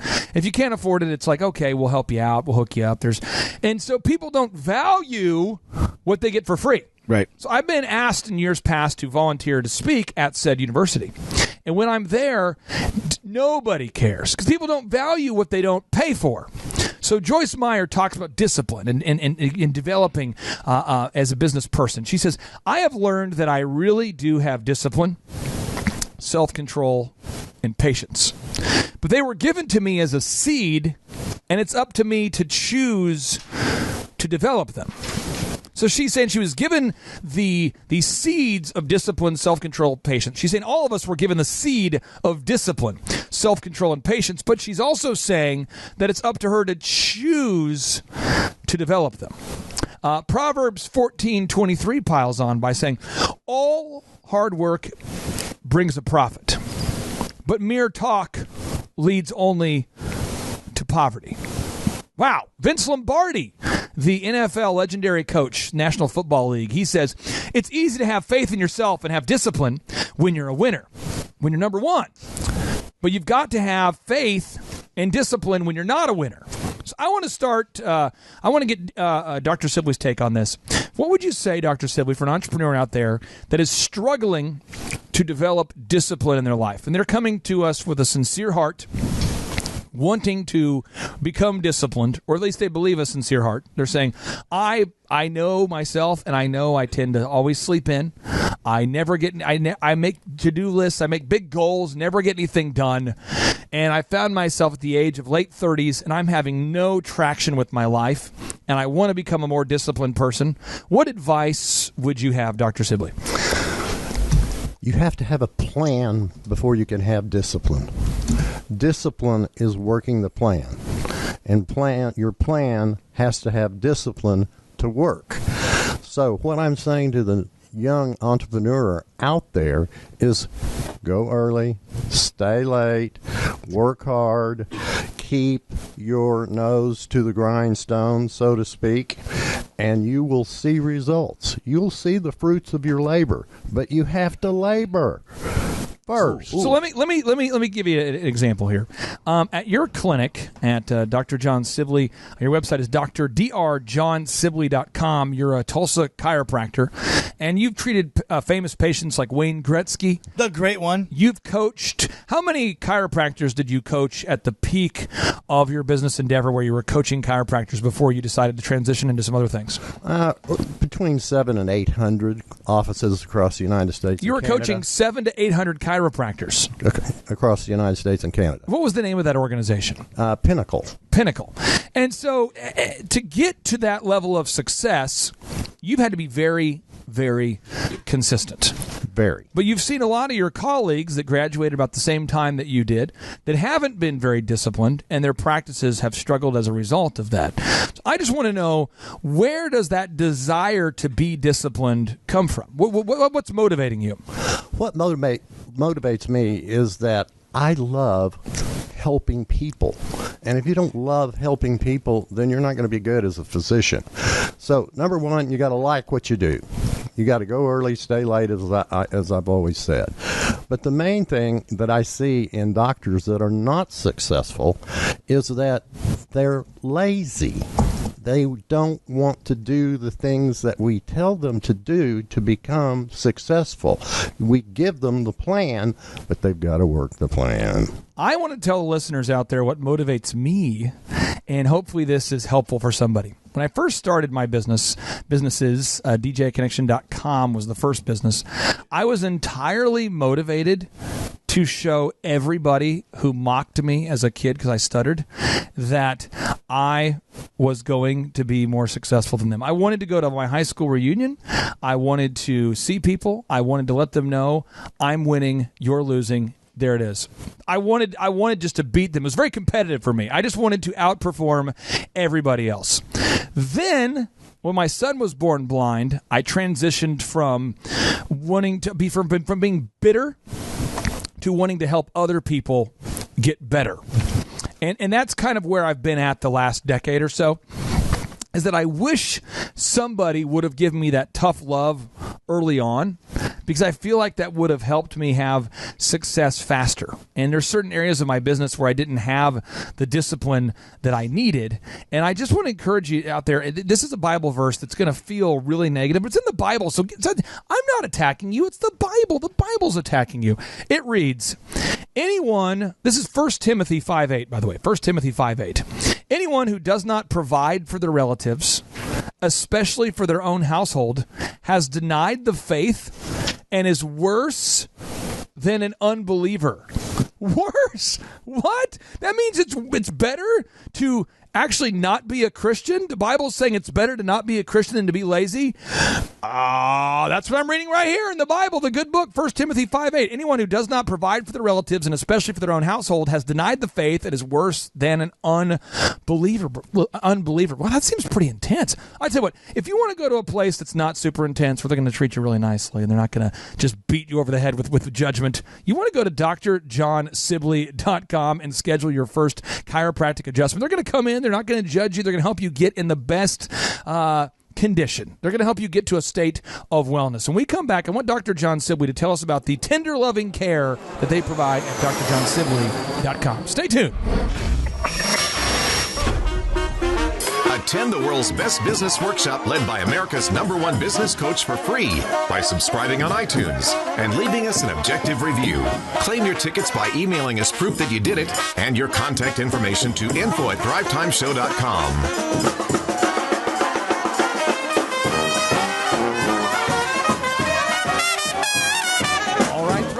We're talking today about disciplined diligence and how it is the difference maker. And when you hear the word discipline, you hear the word diligence, you think about the steady application of effort, you think about grinding, you think about work ethic, but you also have to make a product that people love. I mean, you have to deliver a service that people love. I mean, you could just be so motivated. You could just get to work every day and I'm just going to dominate. But if you're so intense that you don't have any employees, or you're so intense with your grinding that you don't have any customers, that doesn't work. So you have to be able to offer a service or a product that the world wants while also having that. It's like a yin and the yang. You got to be that disciplined rigor to get it done, but you also have to offer a product that the world wants. Right. And so Dr. John Sibley, in my mind, is a good example, a good personification of discipline meeting great customer service. And so I want to talk about drjohnsibley.com, your chiropractor,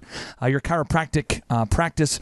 I would like for you to share with the listeners out there how you instill rigor in your practice, but also the kind of tender loving care and quality service that you guys provide there for the customer. My friend, you have the floor. Well, when people are coming into a doctor of any credential or any type, they're looking for one thing, and that's answers to their problems. So at our office, when a patient comes in, we already know their name. We know their first name. They walk in the door, you must be John Smith. Yes, I am. We have some entry. How do you know their name? Because they're already on the book and we don't know them, and we know all our other patients, so they must be a new patient. Okay. So they have some paperwork to fill out, and then we go back into consultation, and I talk to them, and I'll ask them, what's bothering you? What is your problem? Why did you come here? Who referred you to me? And those kind of things. And I get to know the patient, get to have a rapport with the patient, and then we can go into examination. I think that this is your problem. I think that we can help you with this problem, whether it's sciatica, headache, sinus trouble. What makes your chiropractic practice different from other chiropractic practices? Why have you been able to have so much success when, unfortunately, a lot of chiropractors have gone into business and failed in the world of business? I think it's trust. I think my patients trust me. I would not do anything that would not be in their best interest. And that's including not treating them. If they have a problem that I don't think I can handle, I will get them where they need to go. And that's probably where does your sense of self-discipline come from, though? Because I've literally coached a lot of chiropractors, some of which are only open on days where they feel like it. Like, they literally will cancel if they don't feel like it. They'll just shut it down for the day. I've actually worked with one chiropractor years ago who just would not have staff meetings if he felt like he was too busy. He just wouldn't have them. He just consistently would not open at consistent times. I mean, where does your discipline and rigor come from? I've always tried to be of service to my patients, and we start in the morning at 8:30. And it's sometimes 7 o'clock or 7:30 before we are finished, because our hours are when our last patient has been taken care of. You say here on your list of services, you guys treat allergies, arm pain, arthritis, back pain, bursitis, carpal tunnel, neck pain, numbness, pinched nerves, leg pain, low back pain, shingles. So I want to ask you this, though. How can a chiropractor, you put on the list here, this might be an error. How can you fix bedwetting? It says you can help with bedwetting? What are you doing? What's going on there? Bedwetting is usually a part of the autonomic nervous system, and it usually manifests itself with a structural problem or a structural misalignment in the pelvis. So by realigning the pelvis, getting all of the nerve impingement out of the way so it's functioning freely, they quit bedwetting. What about fertility? How can you help with fertility? I use acupuncture for that, and I work for a number of infertility doctors. And if you're an infertility patient, it just costs hundreds, tens of thousands of dollars. So we came up with an acupuncture formula that we use the acupuncture needles on the spleen meridian, which is on the inside of the leg, and we have got a number of patients to conceive. I have a funny story about that. Yeah. I had a lady that I did do this procedure on. I probably treated her 4 or 5 times. She left. I said, I hope that this works for you. Please let me know. So I saw her coming across the parking lot, running into my office. I came out at the same time, and she screamed, and the office was just full of people. Dr. Sibley, you got me pregnant. Oh, wow. You're like, hey, everybody. Hey, whoa, wait. I said, Very now, committed. a little bit of context, please. I said, let me explain that a little bit. Wow.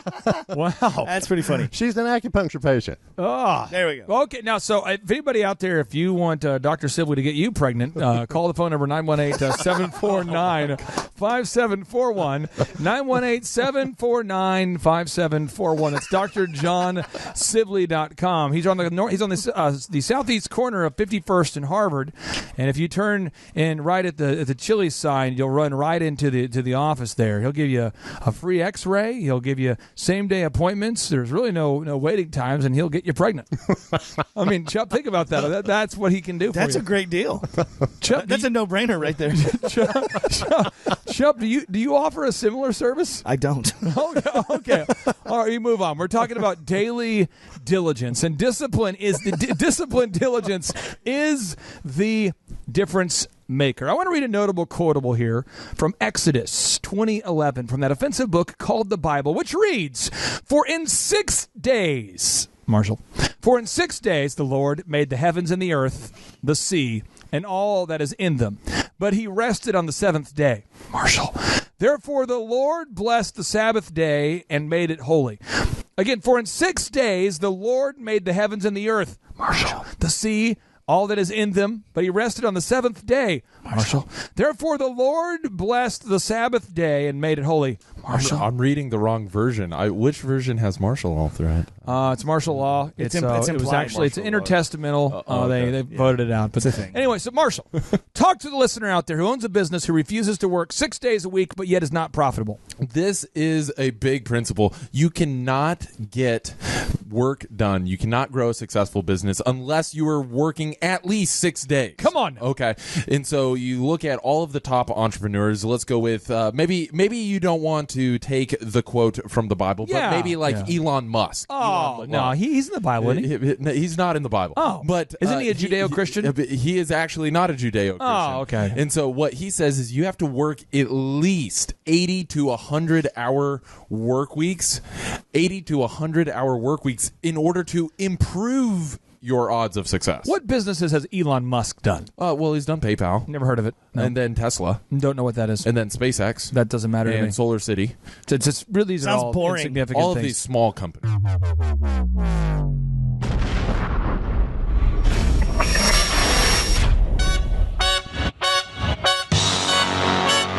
Attend the world's best business workshop led by America's #1 business coach for free by subscribing on iTunes and leaving us an objective review.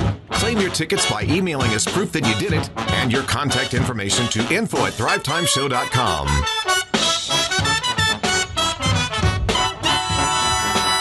All right, Thrive Nation, welcome back to the conversation. It is the Thrive Time Show on your radio. My name is Clay Clark. I'm the former U.S. SBA Entrepreneur of the Year. And on this show, we're talking about discipline. We're talking about disciplined diligence. We're talking about the consistency needed to become successful as an entrepreneur.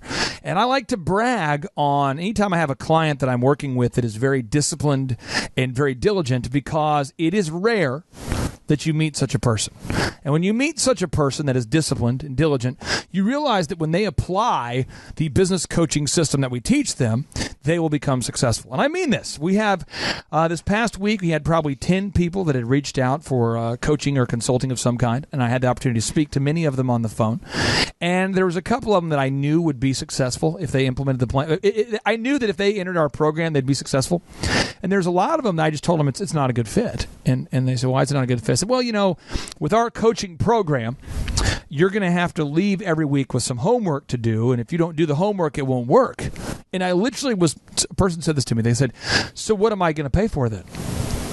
And I'm going, it's like, it'd be like about being a basketball player. And you have a great coach, like Phil Jackson's the coach of your team. He shows up. He's won NBA championships with the Bulls with Michael Jordan. He's won championships with the Lakers with Kobe Bryant. He shows up to coach your team, and then you are saying, well, what am I paying for? If he's not out there playing for you on your behalf. Right. And so I want to brag on one of our clients that's one of the most disciplined people I know, period. This is Roy with RC Auto Specialists. Oh, yeah. He is a very, very disciplined guy. He's a great guy. His wife, Jill the Thrill, is a great lady, and he repairs Ford automobiles in Tulsa. You might think to yourself, well, what's different about that?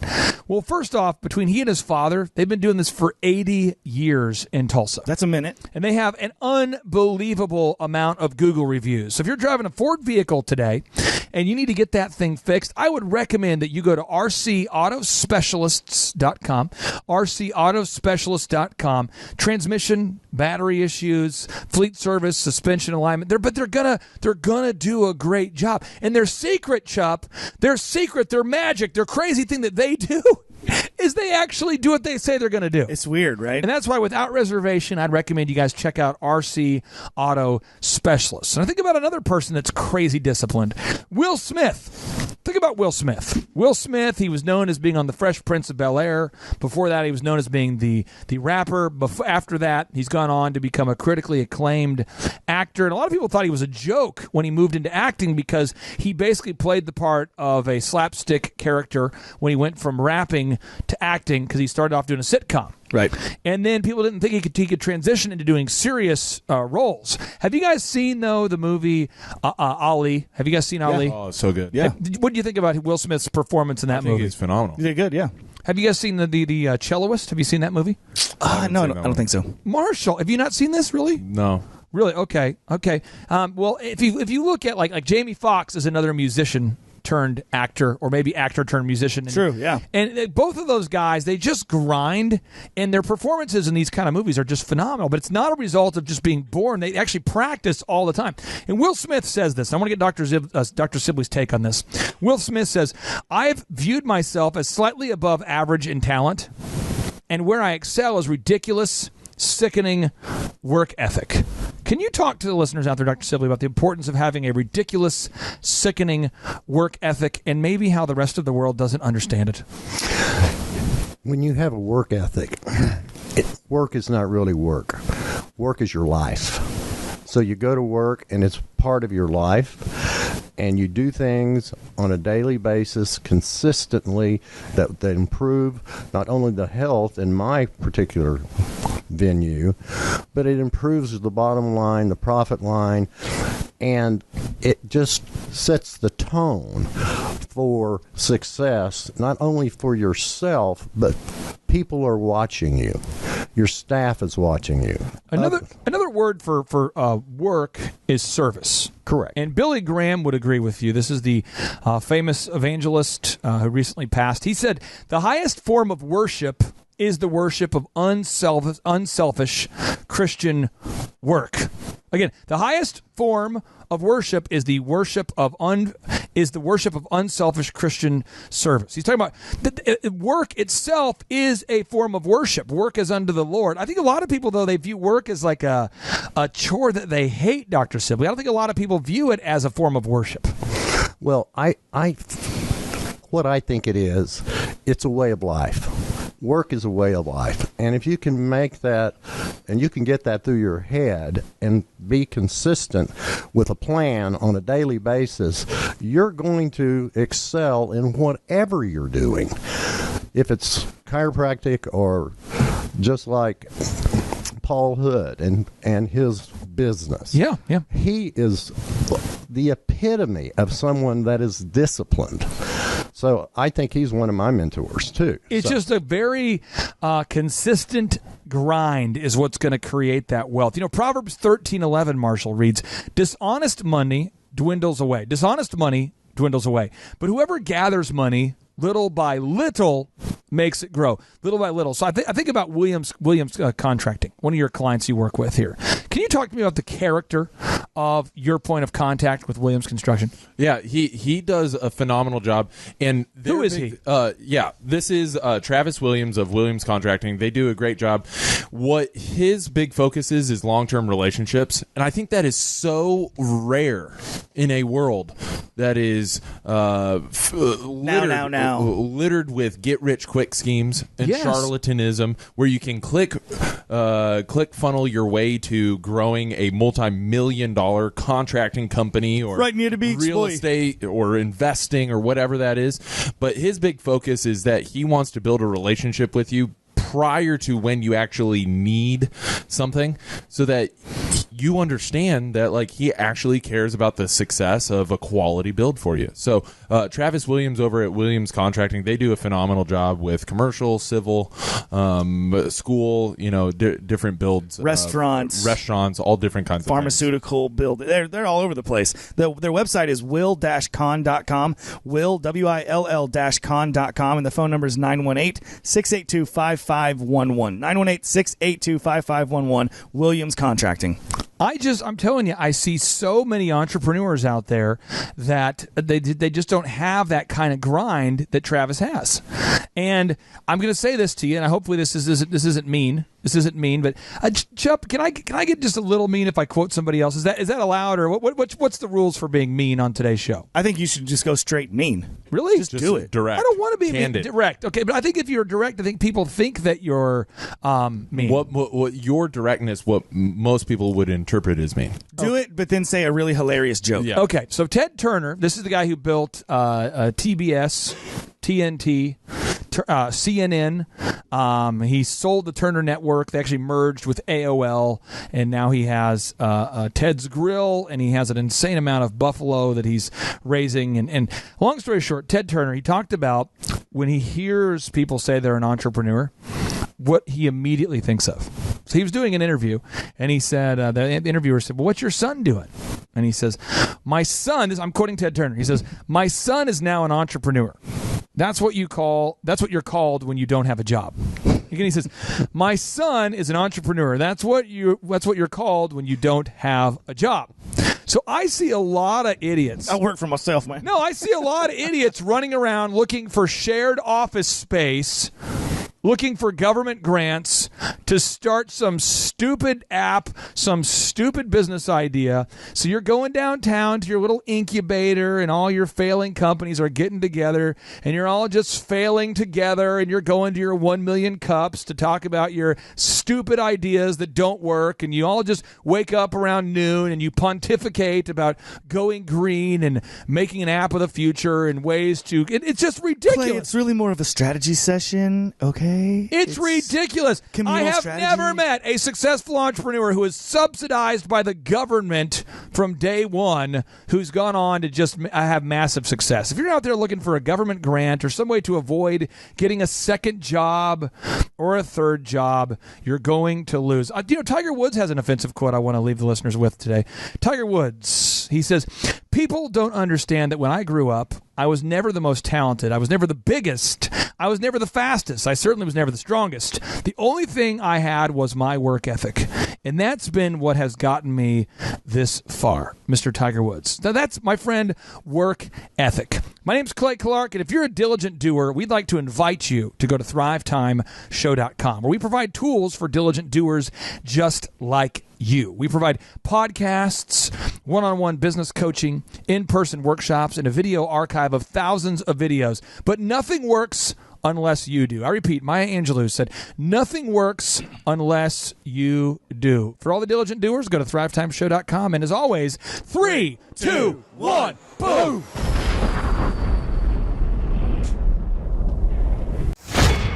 Boom! Shake the room, Fire Nation. JLD here with an audio masterclass on guaranteed success.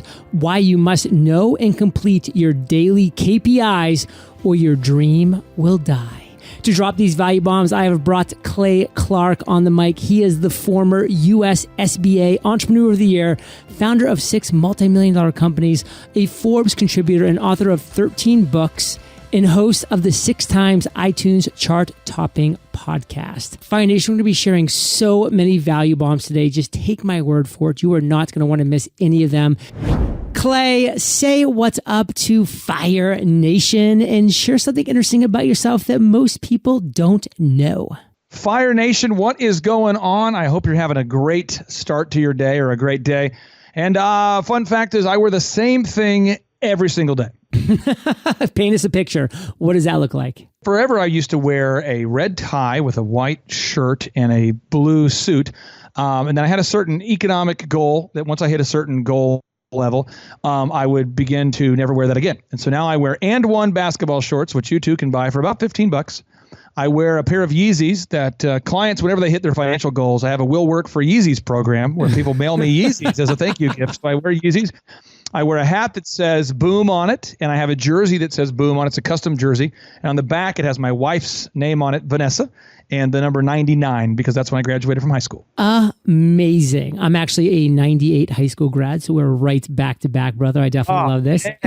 And Fire Nation, as you know from my great introduction of Clay, we're going to be talking all about guaranteed success, why you must know and complete your daily KPIs or your dream will die.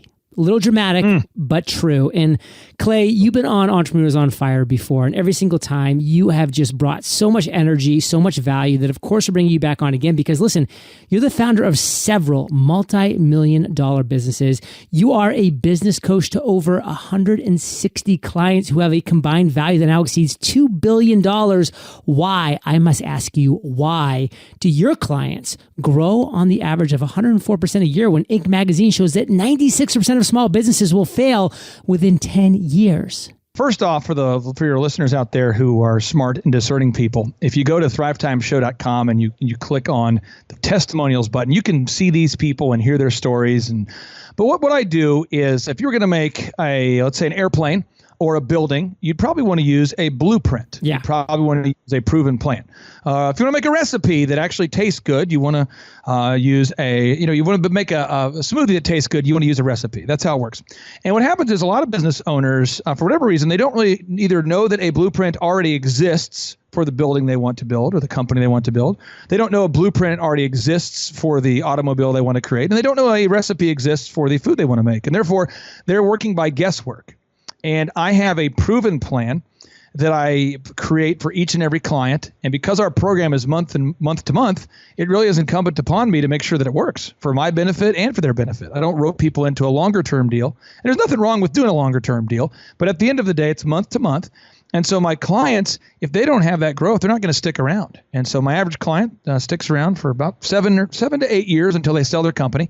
And it starts with about an hour-long deep dive, what I call a 13-point assessment, where I sit down with them and I go over every possible question I would want to know before making that plan. And it takes me between 4 and 10 hours to make a customized plan for them. This is how you help your clients find that right direction. I mean, you sit down, you do this massive assessment, and now you just know more about them than potentially anybody else in their life, especially when it comes to them in the business end. So once you've done this assessment, Clay, what specifically is your process for making custom business plans for these individuals? Well, I thought what we could do is maybe go over a specific client here. Yeah. One company reached out to me, and they were already successful. They were already doing well, and it was called the guy's name was Josh Feldman. Josh, Fellman. He made a lot of money in the IT space, and he'd already built multiple successful IT companies.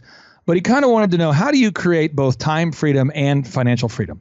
So I go over a 13-point assessment, and that thing, we get into first, what are your goals? Because my goals, I don't like to travel. I don't like to wear anything except for the same thing every day. I have a wife and 5 kids. So my goals are different. I mean, most people listening to the show right now are going, you never want to travel? So this recent travel ban hasn't impacted me in terms of traveling at all. Right. I don't go to concerts. I don't do group events. And so I do care about our economy, but it hasn't bothered me. Now, some of my clients, their goals are normal. They say, hey, I'd like to travel, or I'd like to maybe not wear the same thing every day. And so we get into, first off, we start off with, what are your goals? And then I know what your goals are, then I go over a very detailed assessment where I talk about your branding. So on a scale of 1 to 10, if 10 means your branding is like Tesla, it's world class, and 1 is terrible. It looks like somebody who did their best, but it wasn't good enough, made it. Then we go over that. We do the rating of that. Then we go over their website, how highly they're ranking on the search engines on a scale of 1 to 10. If 10 means every time somebody Google searches, and in my case, if you Google search Bill Belichick fan, I always come up top in Google because I am obsessed with Bill Belichick. And somebody else might say, well, if you Google Tulsa cookies, I want to come up top in Google. If you Google Joplin, Missouri gyms, I want to come up top. And we go over their rank on a scale of 1 to 10, 10 being the best, 1 being the worst. Then we go over with them, how many customers do you need to have per day to achieve your financial goals? Ooh. And most people have never thought about that. Never. Ever. So for me, we have on average, 100 people a week that reach out for one-on-one business coaching. And I have, 2 availabilities a week to talk to somebody. And we usually have 1 availability a month. And so I know for me, I only want to work with 160 clients because I give them my cell phone number, and then they have coaching calls with our consultants. But I never want to be so busy I can't respond to their sometimes urgent needs for my program. But somebody else might have thousands of clients. There's nothing wrong with that. So you go over your goals, and then you go over step 3. How many hours per week are you willing to work? Oh, JLD, no one has ever asked that question. Yeah. And for me, I like to wake up at 3 a.m, and I like to grind until about 5, 6 days a week. Oh, it's beautiful. And now my wife doesn't like that. So we've agreed on a plan that is plan B, and that's called plan staying married. And so, but when I first got married, I didn't know that I had to be on the same plan as my wife. And so I worked every hour. And so I'm not kidding. I worked at Applebee's, Target, and DirecTV to fund DJConnection.com. Wow. But once DJConnection.com got huge, and we were America's largest wedding entertainment company, this would be like 2004, 2005. I thought, people want to pay me to DJ? Yes, I shall DJ at the Mall of America for Kevin Garnett's store. Yes, I shall DJ in Dallas in the same week. Yes, I shall DJ in Nashville. Yes. And my wife's like, babe, you're DJing 7 nights a week. And I'm going, I'm making a ton of money, baby, for you. For you. That I never see. For you, I make it all for you, but I never see you. So we go over the number of hours they're willing to work. And then we go over, after we've done this, we go over, what's your unique value proposition? Like your show, for instance. Why I like your show is you always put out good energy. You got good energy. And then you always have practical tips. and you interview people that are vetted and that makes sense. That's what makes you great. But there's some people's shows that maybe they're funny. That's their niche. Somebody else's show, maybe I don't know. Everyone's got their own niche. You got to figure out in the parking space and then the big parking lot of business, where's the open parking space? And then after that, we go over what is a turnkey marketing system that will create both time freedom and financial freedom for you. So with Josh Fellman, we had to create a system that would allow him to travel around the country in a Winnebago, I believe was his stated goal. And then in return, I asked for a pair of Yeezys. And so he got his Winnebago and his trip, and I got my Yeezys. But then we go through this whole process. After we go over the marketing systems, then we move in and it gets more specific. Now we're getting into the sales systems. Do they have scripts in place? Standardized pricing? Do they record their calls for quality control? Do they track the lead source? Do they have a one sheet?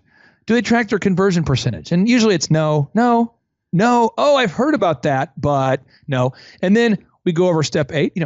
What does it cost for you to acquire a new customer? If you spend $1,000 a week on marketing and you get 2 new customers, it's $500 a week on marketing. And do you track that? And then we go over repeatable systems. Are all your files backed up? So if you had to shut down your office, how long have you been living in Puerto Rico? 4 glorious 4% tax years. Oh.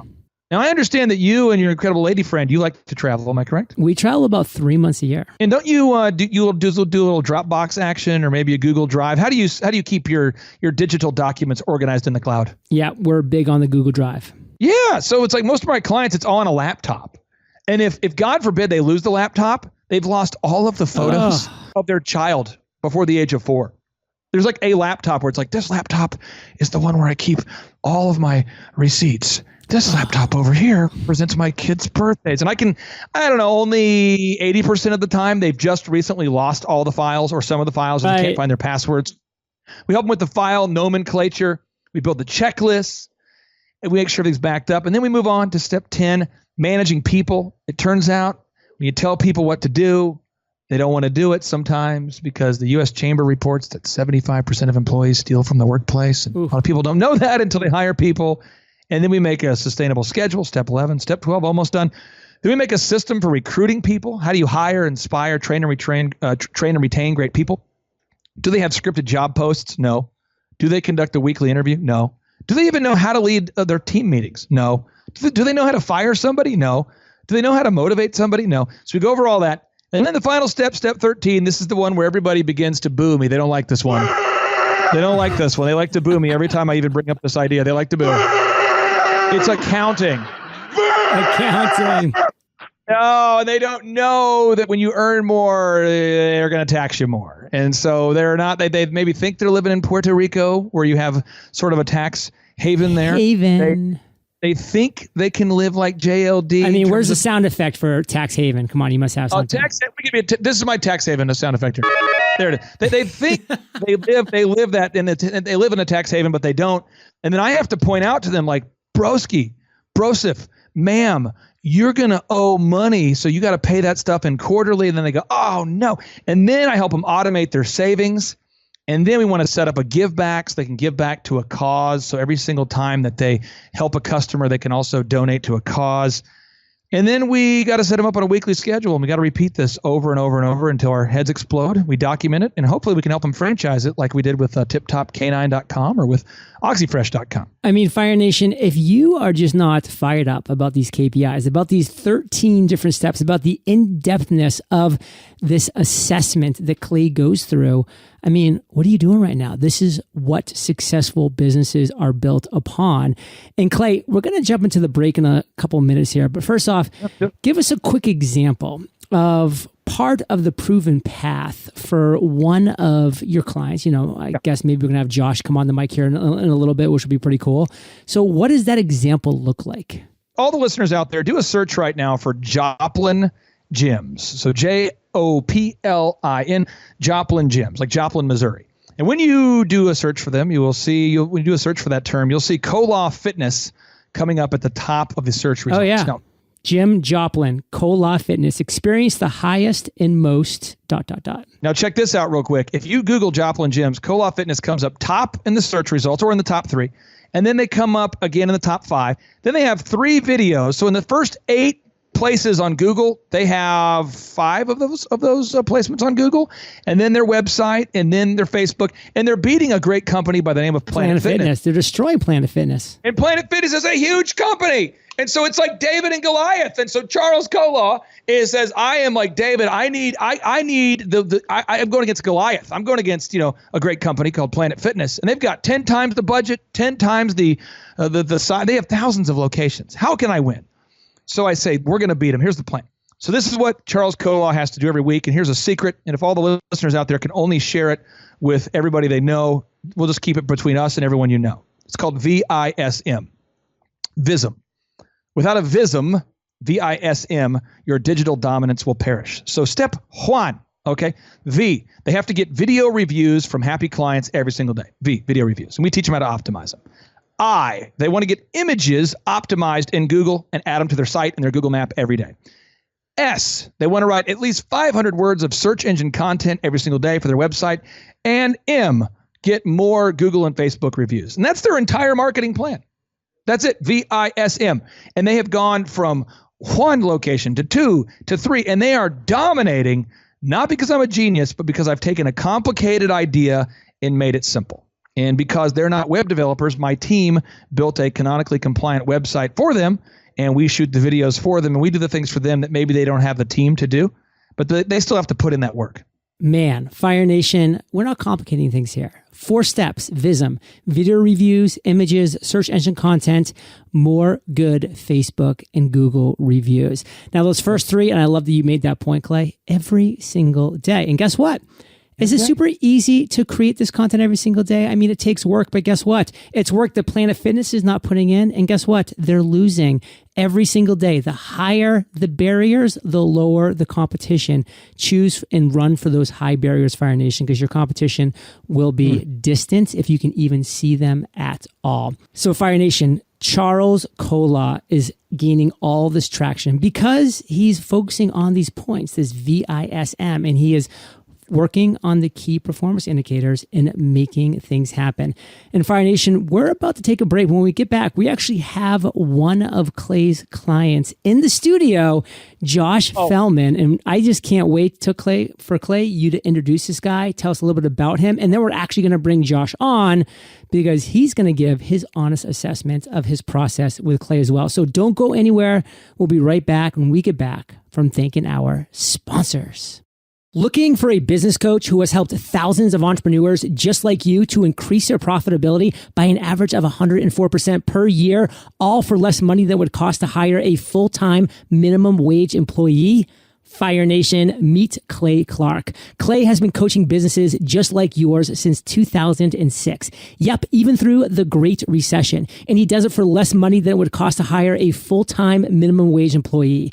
At a time when Inc. magazine reports that by default, 96% of businesses will fail within 10 years, Clay is helping businesses like yours to grow on average by 104% annually. You might be wondering, how's this even possible? Well, Clay only takes on 160 clients, which means he's able to personally design your business plan. Plus, Clay's team helps you execute that plan with access to graphic designers, Google certified search engine optimizers, web developers, online advertising managers, videographers, workflow mappers, and accounting coaches to help you get on top of your numbers. Visit thrivetimeshow.com/fire to see thousands of video testimonials from real clients who Clay has helped over the years. Then schedule your free consultation with Clay himself to see how he and his team can help you thrive. That's thrivetimeshow.com/fire. One of the biggest struggles we face as online business owners is building an audience. Getting traffic to your website, podcasts, videos, social media channels, it's not easy. But there's a framework that you can start using right now to consistently drive your dream customers to your business every day. Want that framework?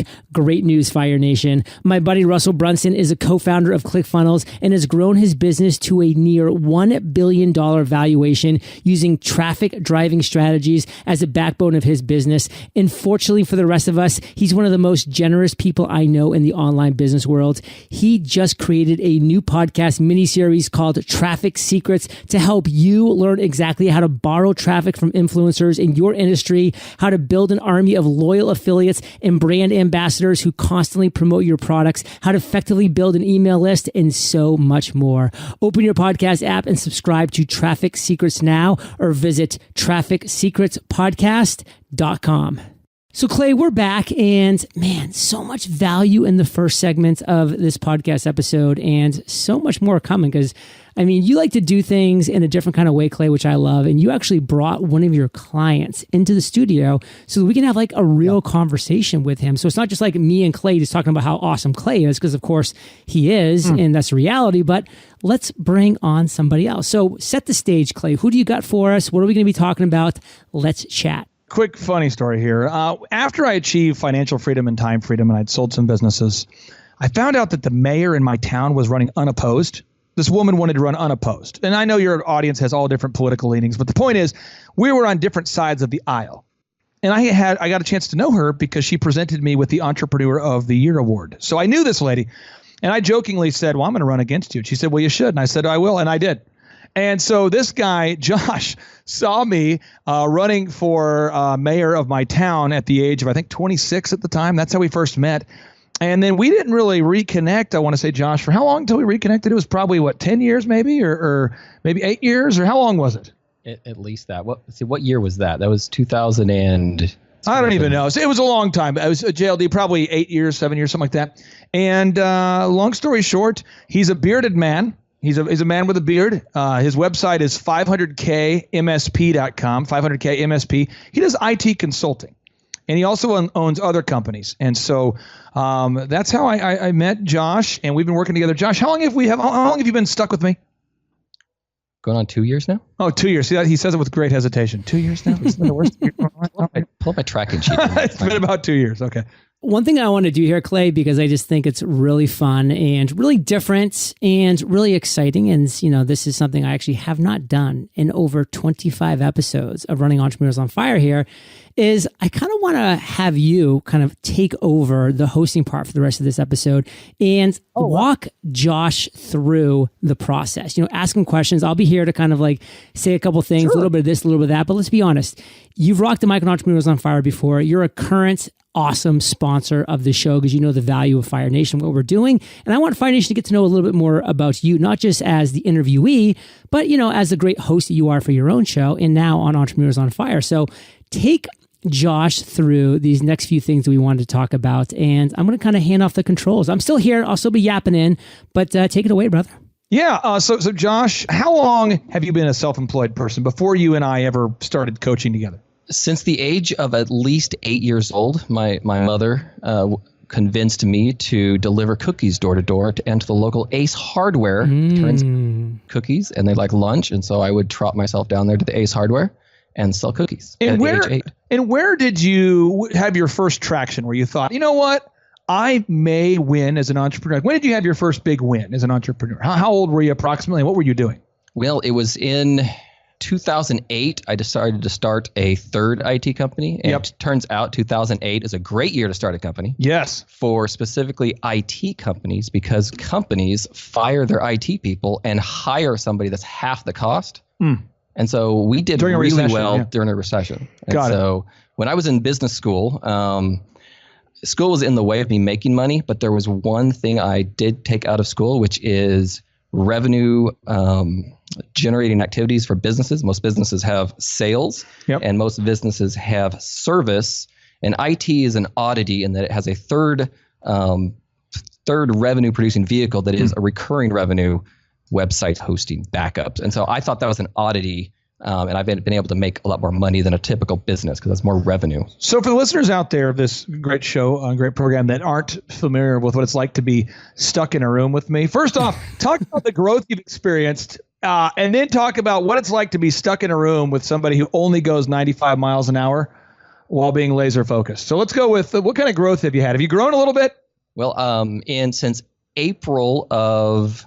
that would be April of last year. So we're coming up on April of this year. So in 2 years, I've gone from I reached out to Clay to help develop me as a coach. I had some knowledge as a technician, and I needed to know, how do I communicate this to another human being using words? And he's taught me how to be funny, how to communicate this to somebody else where they actually understand it. And so almost 2 years ago, I asked him to help me create an IT coaching company to communicate some knowledge that I had learned. And we went from zero revenue to we're billing almost $40,000 a month in coaching. So from zero revenue to $40,000 a month? Right. I think we were at 30. You can pull up my tracking sheet if you want to, but I think we were at $35,000 a month. But we've closed 2 more clients. And then you have other businesses too. Don't you have like an arcade? So when I sold my third IT company in 2017, I was approached by 3 individuals who had made some significant amount of money, but they didn't know what to do with it. And they asked myself and my business partner to help either acquire or grow companies for them. So essentially, I now am the president of a small venture capital fund where we started, to date, we've started 2 companies. One is an arcade and bar in McKinney, Texas. Cool. And the second is we acquired a laundromat. And are they growing too? The laundromat we acquired on paper. It was supposed to have a cash-on-cash return based on the money I put into it. It was supposed to make a 14% net profit. Sure. And it is currently making a 28% net profit. Oh, yes. I'm going to give myself a mega point right there. I live for these mega points. Mega point. Oh, I love mega points. Love mega points. Now, what is the worst part and the most difficult part of having me work with you every week? Because I think people out there, they say they want to grow. I have never served in the military like JLD did, but it's kind of like a boot camp is how people tell me. They say it's kind of like, I don't know, you show up and you thought maybe it was going to be like going to Disney World and all of a sudden a drill sergeant shows up, but you're paying him somehow. Can you explain what it's like to be stuck in a room with me? Josh, I will protect you as well, brother. I'm a tank commander. I've been to Iraq. I'll make it happen. So whatever you say, I want to hear the best, but I also want to hear the worst. Clay Clark has a unique ability to speak truth to you, and you're thankful for it, and you want to come back for more, and you feel disappointed to let him down. At least that's the way it is for me. I've learned some specific things in communicating knowledge to somebody else. You have to be funny, or you won't be listened to, or you'll be immediately unheard or dismissed. Boring will put you out of business. Exactly. Oh, it will. Oh, it's not good. Now the thing I would say though is our team does the back end support for you too. So we've helped you build your website and done your videos and done the launching of the ads. And then JLD decided to hire our team to make outbound calls. We do that as a service for our clients, outbound calls on behalf of your company to help you acquire clients. So we were actually the marketing vehicle that called, and we charged $25 an hour. And I think we were doing about 10 hours a week of calls for you. And I think at the peak, maybe doing 40 hours a week of calls. I believe that's correct. Could you maybe explain the value of having a call center that's making calls for you that you don't have to employ beyond just a month-to-month relationship? Yeah, and let me just break in before even Josh answers and just say, Foundation, imagine that, like not having to go out, find, hire, train, and then like overlook. I mean, $25 an hour, you're literally handed a call center for as many hours as you want.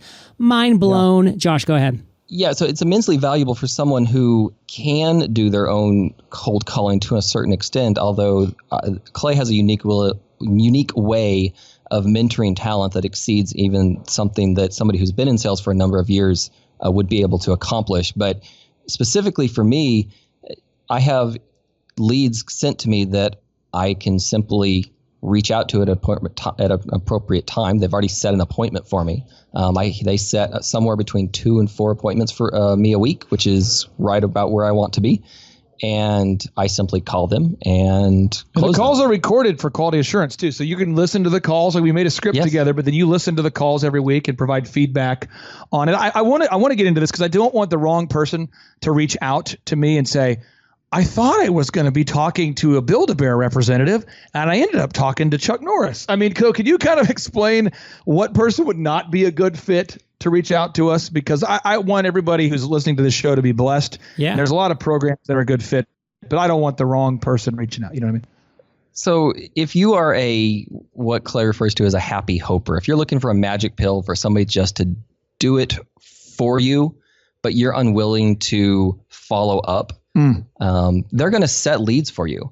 And then you're not going to follow up. And then you're going to blame the leads. And it's your fault because you didn't follow up. What I did here, JLD, to make it easier for your listeners, is I made a landing page called thrivetimeshow.com/EOFire. thrivetimeshow.com/EOFire. And I asked if my 160 clients would be willing to allow me to share their website address, their first name and last name, and the actual growth percentage at which they grew last year, so you could see the roster and see if they're like you or not. And currently, last year, the average client grew by 104%. Well, put that there for all your listeners, and that way they can see. My final thing I wanted to see if you could share is, I only work with 160 clients. Correct. And people hear that and they go, no, you don't.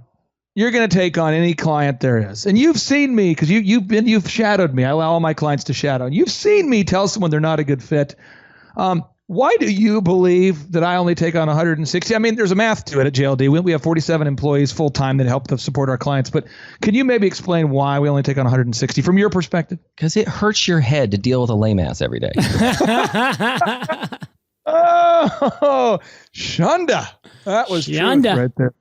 Oh, man. Oh, okay. All right, flashbacks. Back to you in the booth. There. Fire Nation, there's a reason why, number one, I want to have Clay back on Entrepreneurs on Fire. I mean, he absolutely crushed it earlier in the year. And you responded in a massive way because he gave an incredible offer and you guys just took it up. To the next level. And then Clay and I were chatting and he's just like, yo, your audience resonates so well with me and my brand and what I do. He's like, I want to get in front of your audience more. Like, I want to sponsor the show, which is obviously why Clay is sponsoring this show that we're talking about right now, that you heard during the pre-roll, the mid-roll, and you'll hear during the post-roll. But also you're going to be hearing from him a lot over the next year on Entrepreneurs on Fire, because he's just got his system down. He knows who his core audience is, and he knows that you, Fire Nation, are right up his alley. So, Clay, why don't you maybe talk about the opportunity that Fire Nation has? And it's a limited opportunity, let's be honest, because you only work with 160 clients. So What do you want Fire Nation to really get from this conversation that you and I had during the first part of the show? Obviously, the great conversation that Josh added to as well. Take it away. Well, I would just say Christina Nemes with Cape Cod Auto Body and Detailing.com is one example. I believe she heard of me through you. That's my understanding today. And she's thanked me many times, by the way. And she's based in the Boston area. And she said, could you shoot a commercial that'll get traction? I said, sure. So one of our employees has a bulldog named Chauncey. And we had Chauncey mouth the words, and then I do the Boston accent, and she gets the leads. She said, could you get us to the top of Google? I said, sure. Could you help me make checklists? I said, yep.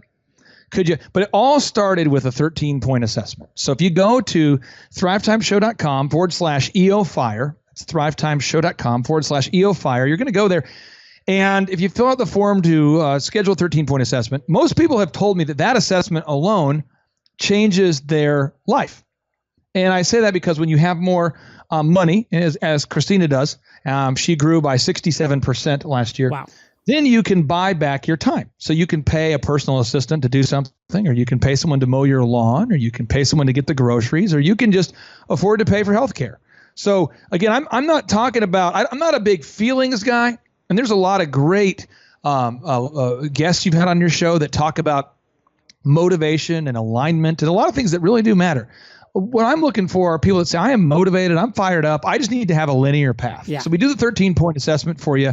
And that alone is a life-changing thing for people. But then also we do a complete web analysis. When you reach out and schedule a 13-point assessment, we always do a free complimentary web analysis. Now this web analysis is something that I used to charge well over $1,500 for. I used to charge about $2,000 to $1,500 depending on how big the site was. And the only thing I can compare it to would be if you go to bruceclay.com. He's a great podcast guest of mine I've had. He writes Search Engine for Dummies every year. Or Gary Grant with SEO Inc. He charges between $4,000 and $6,000 a month. These guys are great people that their whole business is doing search engine optimization. But because I own actual companies, helping you grow your company is sort of like my hobby. It's what I do for fun. And so I use my team that works with my companies to help you with your business. So it's, in a way, business coaching for me is more of like my calling than it is my profit center. And so because of that, we can have our team pull a battery of reports and tell you specifically is wrong, what's wrong with your website behind the scenes. Because it might look great. It might have a great visual look to it.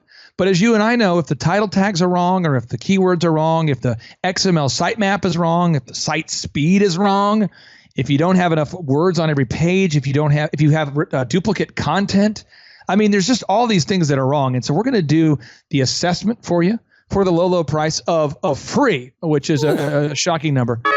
Then we're going to do a complete web audit for you for free. Then I'm going to tell you at least 2 or 3 bad jokes if you get through the vetting process for free. Nothing says I love you more than bad jokes, folks. Holy cow! So I'm going to hit you with the bad jokes. You're going to leave going, that guy's weird. Man, I learned a lot. You get all that stuff. And then I made an ebook copy. I've written over a dozen books. And so I made a free ebook copy available for all of your listeners. Again, by going to thrivetimeshow.com/EOFire. You can download my search engine domination book, which has been a bestseller on Amazon for the past year. You can download that for free. You can download The Art of Getting Things Done for free. And some of these books have been Amazon bestsellers. You can download the ebook version all for free. You get bad jokes for free. You get a web assessment for free. You get the 13-point assessment for free.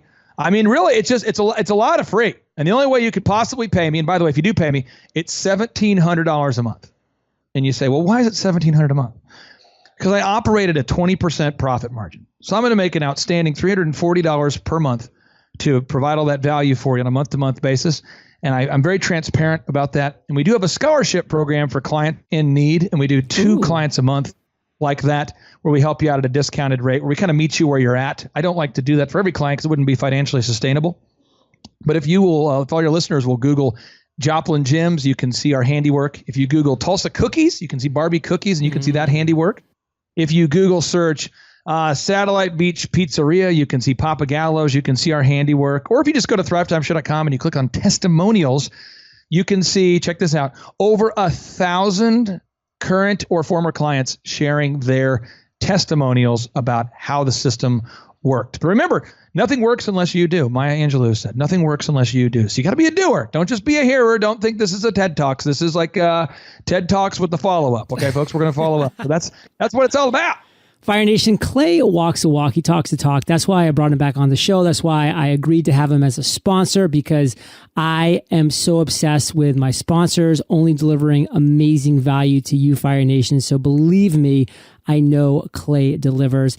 And Clay, in closing, I just want to ask you this question. I think it might be on some of Fire Nation's minds, and I just really want to give you the stage once again to take this home, to close it down, and then we'll say goodbye. And that is, you've long ago achieved financial freedom, achieved time freedom, and that's amazing things. And a lot of people who are listening might be like, why is this guy not on a beach in Puerto Rico, just like sipping Mai Tais and like just relaxing? What motivates you to coach your clients? What is the real reason?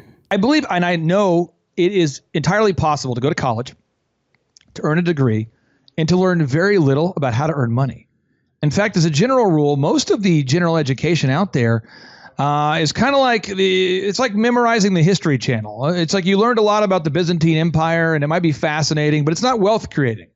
And I grew up in a home where my dad delivered pizzas at Domino's. He worked the night shift at Quick Trip convenience stores to pay the bills. And I sincerely mean this. I thought that my father didn't like me until I was able to hire him when I was 27 years old. And I was talking with my dad, and I'm like, Dad, why were you always working? He's like, to put food on the table. Now, my dad has a college degree from Oral Roberts University. And imagine what that felt like as a kid. And a lot of your listeners can relate to this. My dad just worked his ass off constantly because he wanted to provide. But my dad wasn't one of those dads who comes home and goes, that's right, I've been working for you. He was a quiet guy. He just worked. And from the age of 27, when I hired my dad, he's like, what do you want? What am I going to do for you, son? I said, you can just come be a dad. I'll put you on payroll. You can help me with the books. I need someone I can trust. He moved from Minnesota to Tulsa to come work with me. And when he died of Lou Gehrig's on September 5th, 3 years ago, I can honestly say I had no regrets. I got all that time with my dad. And there's so many people out there that are exchanging all of their time for very little money. And that just makes zero sense. And if you're gonna go out there today and hire a minimum wage employee, let's say you're in the great state of Michigan or something, okay? You hire an employee for $12 an hour, $11 an hour. Let's say you're in Oklahoma, you hire someone for $7.25 an hour. If you hire somebody for $12 an hour after payroll taxes and they work for you 40 hours a week for 4.3 weeks a month, that means that you're going to pay that person $2,064 a month before factoring in payroll taxes and providing them an office and all the costs of hiring them and finding them and recruiting them. And you know what I mean? There's a lot of costs, hidden costs associated with hiring somebody. And for less money than it would cost you to hire even one full-time minimum wage employee, we can change your life and we will change your life. And I am serious about it. My dad recently died, and that's not fun, but man, how terrible would my life have been if I didn't have certain key mentors in my life? And I'll tell you this, none of my mentors reached out to me. I had to go pay these people. I paid Michael Levine, the PR consultant for Michael Jackson and Prince and Nike, best-selling author Michael Levine. He worked with Charlton Heston. I paid Home Skillet $25,000 to teach me how PR works. $25,000.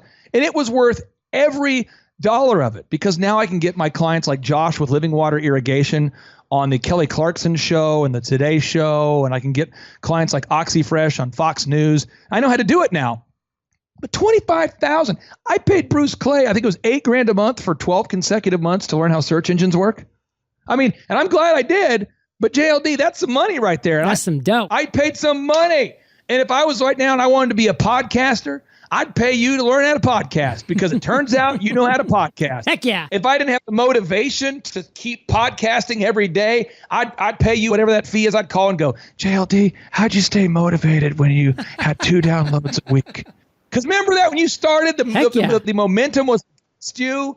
Before you met Kate, you're getting that momentum going. It's you against the world. You're recording. You got 2 downloads a week, maybe 5 a week. And then all of a sudden people go, oh man, must be nice. And you go, yeah, I enjoyed the process, but people don't see the messy middle. The messy middle is the gap between the result that you want to get to and the dream that you just had last night. And somebody has to bridge the gap. And most people who are successful like to travel, not me. So most people who are successful like to go on vacations, not me. They like to go to NFL games, not me. They like to go to parties, not me. They have hobbies and other interests, not me. It's just my wife, my 5 kids, and growing companies. That's all I got. If you're looking for a guy who's the most interesting man in the world, that's not me. But I live behind a wall at Camp Clark and Chicken Palace, where I myopically focus on my clients, and I feel it's a calling from the Latin word meaning the word vocation, meaning calling. I feel like I'm called to do this. And this is what I was called to do. I'm almost 40 years old. I don't know how many more years I have left on this great planet, but this is what I'm going to do. I'll be a 70-year-old doing this. And my hero in the game of business is Paul Graham. Paul Graham's my hero. If you Google search Paul Graham, he's the coach behind Airbnb, Dropbox, and Reddit. And he was the one who kind of paved the way for what I want to do. And Paul Graham's my inspiration. Fire Nation, if you are literally not pressing pause right now and visiting thrivetimeshow.com/EOFire, check your pulse. I mean, with what Clay just shared, with the immense amount of free value that he's delivering to you on that site, it's just unbelievable. The assessment, the website check, the books, all the jazz, his passion transferred to you and your business, injecting it, especially during these crazy times, Fire Nation. This is what you need. So you know this, Fire Nation. You're the average of the 5 people you spend the most time with, and you've been hanging out with CC and JLD today. So keep up that heat and head over to thrivetimeshow.com/EOFire. The next stage in your life, Fire Nation, the next stage in your business starts at the end of that URL. Hit it, make it happen. Clay, Josh, thank you both for sharing your truth, your value with Fire Nation today. For that, we salute you, and we'll catch you on the flip side. Take care. Hey, Fire Nation, today's value bomb content was brought to you by Clay, and you know this. Successful entrepreneurs, they accomplish big goals, Fire Nation. That's why I created a journal that helps you do just that. It's called the Freedom Journal, and it gives you that freedom to accomplish your number one goal in 100 days with step-by-step processes, you name it. Visit thefreedomjournal.com. Use promo code podcast for a $15 discount as a thank you for listening to my podcast. And I'll catch you there, Fire Nation, or I'll catch you on the flip side. Looking for a business coach who has helped thousands of entrepreneurs just like you to increase their profitability by an average of 104% per year, all for less money than it would cost to hire a full-time minimum wage employee? Schedule your free consultation today with Clay Clark at thrivetimeshow.com/fire. thrivetimeshow.com/fire. Start building an army of loyal affiliates and brand ambassadors who constantly promote your products today. The step-by-step is waiting for you on my buddy Russell Brunson's new podcast miniseries, Traffic Secrets. Open your podcast app and subscribe to Traffic Secrets now, or visit trafficsecretspodcast.com.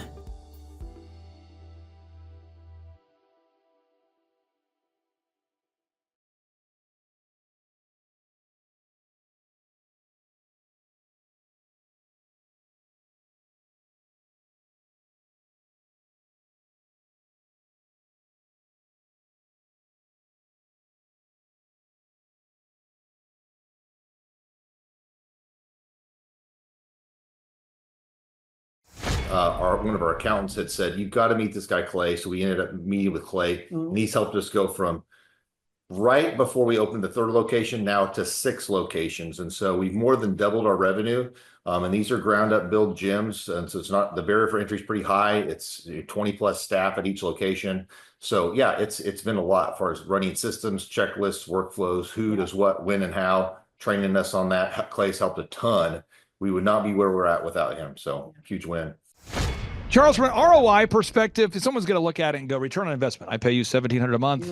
Will I make more money than I'm paying you? How would you maybe tackle, or how would you respond to, what kind of return on investment have you seen for the $1,700 a month you're paying? Well, for example, Clay has got, there's no better business coach in the world that has the way he works, the way his mind works. But he's also got a team of other business coaches that have worked in lots of different industries. So he's worked in every industry. His staff has worked in every industry. He's got videographers, web designers. I mean, just for the fact of like just the website alone is worth the $1,700. Just the ability to take any of their proven systems, whether that's a marketing thing or whether that's a staffing thing, like one thing done in the month it pays for itself.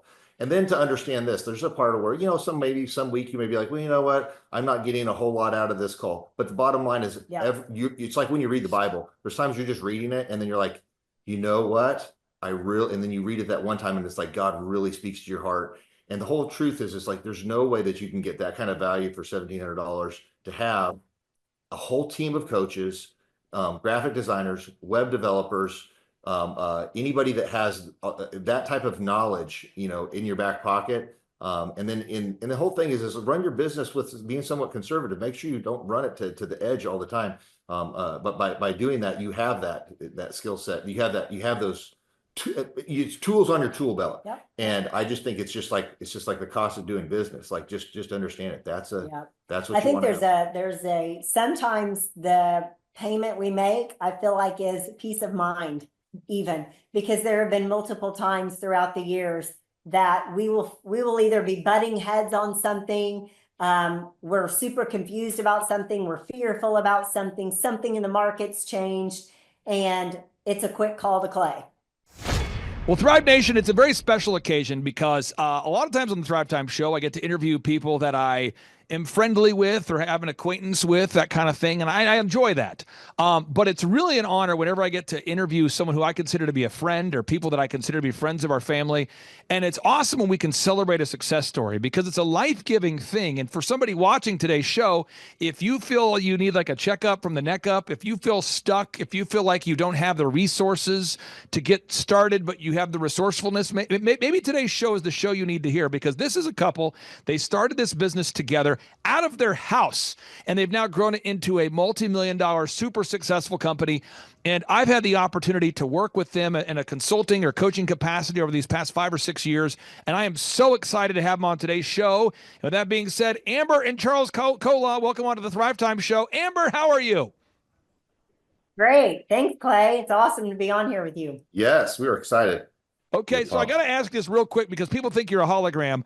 How long have we had the opportunity to work with you, or how long have we worked with you guys together from a kind of a coaching relationship? We probably started back in 2017. 2017. Yep. So yeah, we're looking at 7, 8 years. Yeah, I mean, it's coming up on 8, probably. It's a little over 7. And from that time, I mean, you guys have experienced tremendous personal growth and business growth. I mean, could you, Charles, maybe talk about, I'm not looking for your specific financials, but could you maybe talk about maybe the size you guys have grown over these past 7 or 8 years at koloffitness.com? Absolutely. Yeah. We started off, we were getting ready to open our 3rd location, and one of our accountants had said, "You've got to meet this guy, Clay." So we ended up meeting with Clay, and he's helped us go from right before we opened the 3rd location now to 6 locations. And so we've more than doubled our revenue. And these are ground up build gyms. And so it's not, the barrier for entry is pretty high. It's 20 plus staff at each location. So yeah, it's been a lot as far as running systems, checklists, workflows, who does what, when, and how, training us on that. Clay's helped a ton. We would not be where we're at without him. So huge win. Now, I'm going to ask you guys this story because I want you to be able to encourage somebody. I'm not sure who's going to watch this show, but I view every show as kind of a message in a bottle. So somebody's watching this show and they're going to relate to this story. I'm going to let Amber go first because I think she'll maybe have a less rosy view of how it was. But you guys started koloffitness.com doing personal training to individual clients in your actual home. So like your living room was where the squat rack was, or the bench press was in the kitchen, or Amber, what was that like when you started koloffitness.com? Well, I think when you're starting something like that, you don't see bigger picture. You're not thinking that far ahead. You're just kind of thinking you have to work, you have to survive, you've got to make money, you're doing what you love. And so with that, it was kind of more as a survival. And also, we couldn't afford furniture to go in our formal living room and formal dining room. Yes. And so we were kind of stuck in a situation where Charles needed a place to train and he had a full clientele. And so we just were, well, why don't we find like a big universal piece, stick it in the living room because it's just an empty room. And the dining room became more of the office. And so we bought a big universal piece and threw down some rubber flooring, ripped up the carpet, and put some big mirrors on the wall. And we just started doing what we needed to do at the time with I definitely did not think it was going to be in my house for a couple of years for sure. But yeah, a lot of it was fear of failure. I was like, I want to make sure that, I can provide for my family. And we were trying to every lead I had, I'd follow up with every client I trained, want to make sure that I gave them good results. And next thing you know, we have about 160 clients coming in and out of the door a week. And it's me and about 4 or 5 other trainers training out of our living room. And so it became a revolving door of fitness. And then Amber also did some hair. So she had a hair salon in the back of the house. So it's like a training studio in the front of the house and then a hair salon in the back of the house. So yeah. Now, the win. Now, I want to share this story because I don't know if I've ever shared this story with you, but I think our listeners need to hear this because your story is better than mine. But let me just show this to the listeners real quick here. If we go to 111th and Memorial in Tulsa, Oklahoma, my wife and I, we were 20 years old-ish, and I remember I was so excited to be able to build our house. I remember telling my wife, honey, we can afford to build a house. We are going to build a house, a brand new house. She was so excited. I remember we were driving down Riverside. She was like, we're going to buy a house? And I go, yeah. She's like, we're going to build a house? I'm going, yeah, because we're young couple. We'd just been married a couple years. Right here at 111th and Memorial, I found a builder named Rob Brewer who did a phenomenal job. I would hire him again. And this is a true story. So I built this house from scratch. And so my neighbor comes by, Wendy, God bless her. I'm not going to mention her last name. Wendy comes by and she's like, hey, what are you doing? I go, what do you mean? Because I'm having like 40 couples a week that are walking up to my front door, hanging a right at my office. And there's probably 8 DJ vans in my backyard. And she's like, what are you doing? And I'm going, well, what do you mean what I do? She's like, this is a residential neighborhood. What are you doing? And I said, well, I'm running a business. She said, you can't run a business here. So I had back here in the backyard, no kidding, I had 8 different vans back there. And then neighbors kept asking me if I was running drugs. I mean, people were concerned because the first DJ would come to load up gear at 4 in the morning, and our last guy would come home at 3 in the morning. And it was just a wild thing. So I got to ask you with the gym, Amber, how early were people coming to work out, to do squats and bench press and cardio? What time were they showing up? How many people were showing up? Oh, yeah. So Charles he's relentless, and he'll fill any hour he can. And so he would start as early as 5 a.m. with his first client. And, sometimes it would last until about 10 o'clock at night. And so it was just a revolving door. And we always blocked out the middle of the afternoon at 2 o'clock every afternoon. And him and I, and as we added staff, we would all work out together. So it became this big, workout session together. It was awesome. And this is a real thing. Now, Amber, I'm not looking for anything super salacious, but I mean, did you ever have awkward situations? I mean, because you're sleeping there, you're living there. Do you guys ever have just like, yeah. I remember with the DJ business, my wife, about once a week there for a while, she would come downstairs and one of my DJs would get, Clay, where's the bathroom? I'd say, right there. And they would walk into our master bedroom and I'm like, get out of there. That's my bedroom, you sicko. I mean, did you ever have just weird client interactions? Oh, yeah. Totally. From, our kitchen became like the staff break room. And so all of a sudden I've got everybody's lunches in my fridge. And I remember one day a guy had went to get the barbecue sauce out of the fridge and just drops it. And it just shatters all over the kitchen floor. But his client was here. So he looks at me kind of like, and I was like, just go. I got so I'm cleaning up barbecue sauce out of the kitchen. One morning I had gotten out of the shower and I come out of the bathroom, which is at the top of the stairs. And I'm just making that short little jag over to my bedroom door. And so I have my hair in a towel and a robe on, and I open the door, and right there at the bottom of the stairs, Charles has one of the clients doing calf raises. And they just, good morning. And I thought, get this out of my house. So yeah. The trainers napping on the couch between clients. And our middle son was in pre-K at the time. And so he'd come home half the day and he'd sit on the couch. He was just so little, his feet would just stick straight off the couch. And he'd try and watch cartoons. And there would be someone on like a ab mat on the floor right in front of the TV doing crunches. That's right. And so he's just watching his little cartoons as someone's doing crunches in front of him. And so, the whole family was in on it.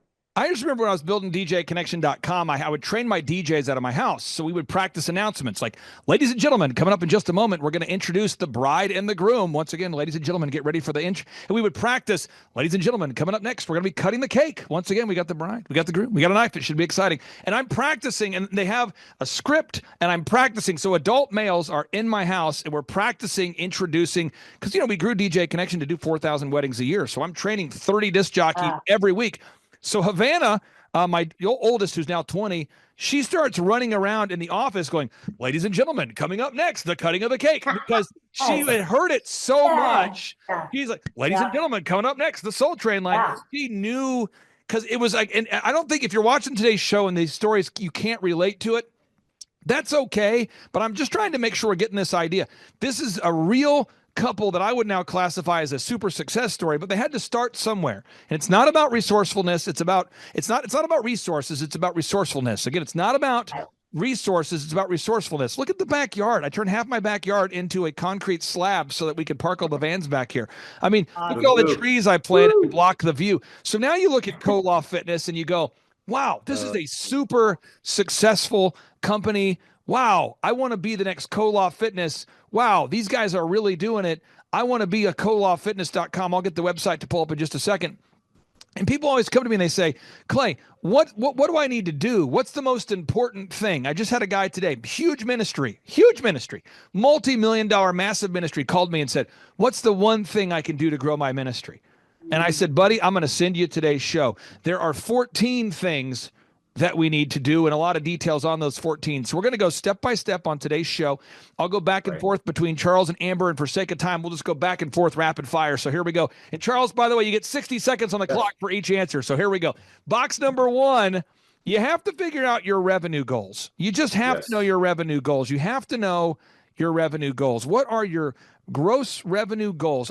What are your weekly revenue goals? What are your annual revenue goals? You have to know your revenue goals. Charles, why do you have to know your revenue goals? Yes, you have to know your revenue goals so you know if you're going to be making money or not. And for us, we want to make sure that we're staying bankable, that we can open more locations. Our gyms are a ministry for us. We want to make sure that we continue to expand and making sure we got at least a 20% profit margin off of all of our expenses to income over expenses. And we know how many memberships we have to sell. We know how many clients that we have to service to hit those goals for our set overhead costs. And yeah, so you got to know how many units of items you have to sell every week, every day. And so we track that stuff. And for us, we have Natalie? a lot of it's recurring revenue, but the whole point is we want to make sure that we have enough of the payable, viable buyers in the system to continue to grow. And you track this stuff. And so, we've got wonderful members of our team. We've got a young member of our team named Natalie who's learning all of this because she's, developing into a coach. And when you work with a new client, a lot of times the client's going to have a bias to focus on just marketing, just branding, but you have to know these numbers. Amber, anything else you want to talk about as far as the numbers? Because I know your husband is passionate about fitness and you are as well, but why do you have to focus on the numbers and not just marketing or not just branding or not just social media? Why do you have to focus on those numbers? Well, I think the numbers, it's like the steering wheel that steers the ship. I mean, if you don't understand the numbers, you have no idea where you're going. So I think that's probably the biggest thing. Like it leads the whole way. And I think a lot of people tend to do, I want to do the marketing, or I just want to perform the service. I think a lot of it because people are scared of numbers. I think they feel like numbers are overwhelming and they try to make numbers way too difficult. So I think that's the biggest. This is such wisdom, folks. I'm telling you, if you're not familiar with colawfitness.com, go to their website. These guys give away a Bible. Every time they sell a new membership, they set aside a portion of the funds to give away a Bible to first-time members at their gym. It's it's a ministry, it's a business. It checks all those boxes. Let's move on to box number 3. Define the number of hours you're willing to work. Now, Amber, you happen to be married to a man who's willing to work every hour of the day if need be. I will say this, though. Most of my clients, if I had to think about my 160 clients I work with, and I had to think about the average client, 90% of them are not willing to work as hard as you guys. Most of my clients are willing to work 40 hours a week or 50 hours a week. Some will work 60 hours a week, but nobody is willing to go sprint from 4 a.m. to 8 p.m., 10 p.m. every day if need be. Your husband is willing to do that. Why is it important for you guys, Charles, to define the hours that you're going to work, the hours that you're not going to work, block out time for the family cruise, for the family trip? Why is that an important box there, Charles?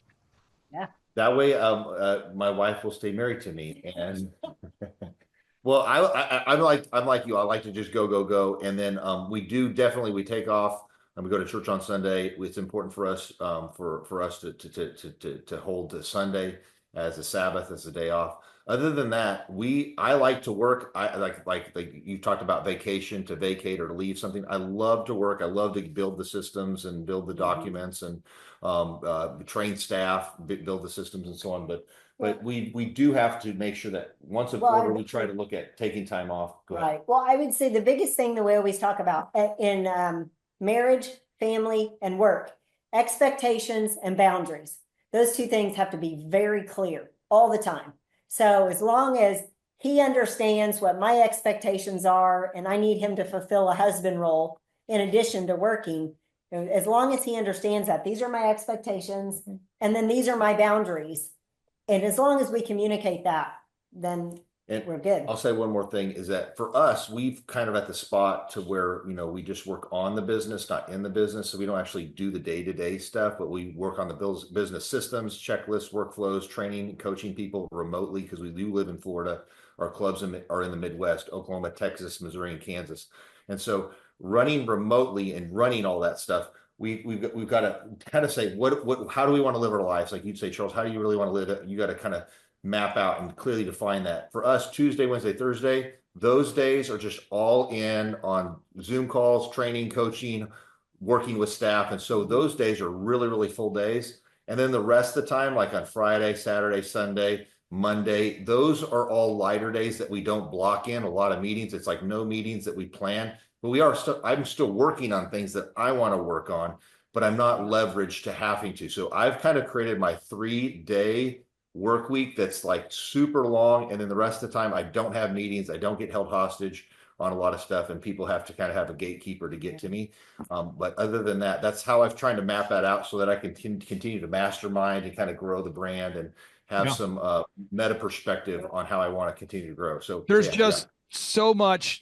Again, for folks, if you want to learn entrepreneurship, this is real people.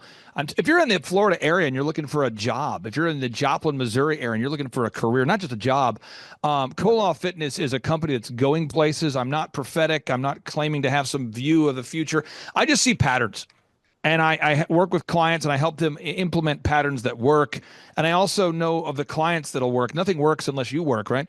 So nothing will work unless you work. And I look at the Koloff family and I look at the fuel that you put into the business and the diligence that you bring. And I'm telling you, folks, this is a brand that's going somewhere. If you're looking for a career, check it out, kolofffitness.com. Box number 4 and 5, these kind of fit in together. Box number 4 is you have to determine your unique value proposition.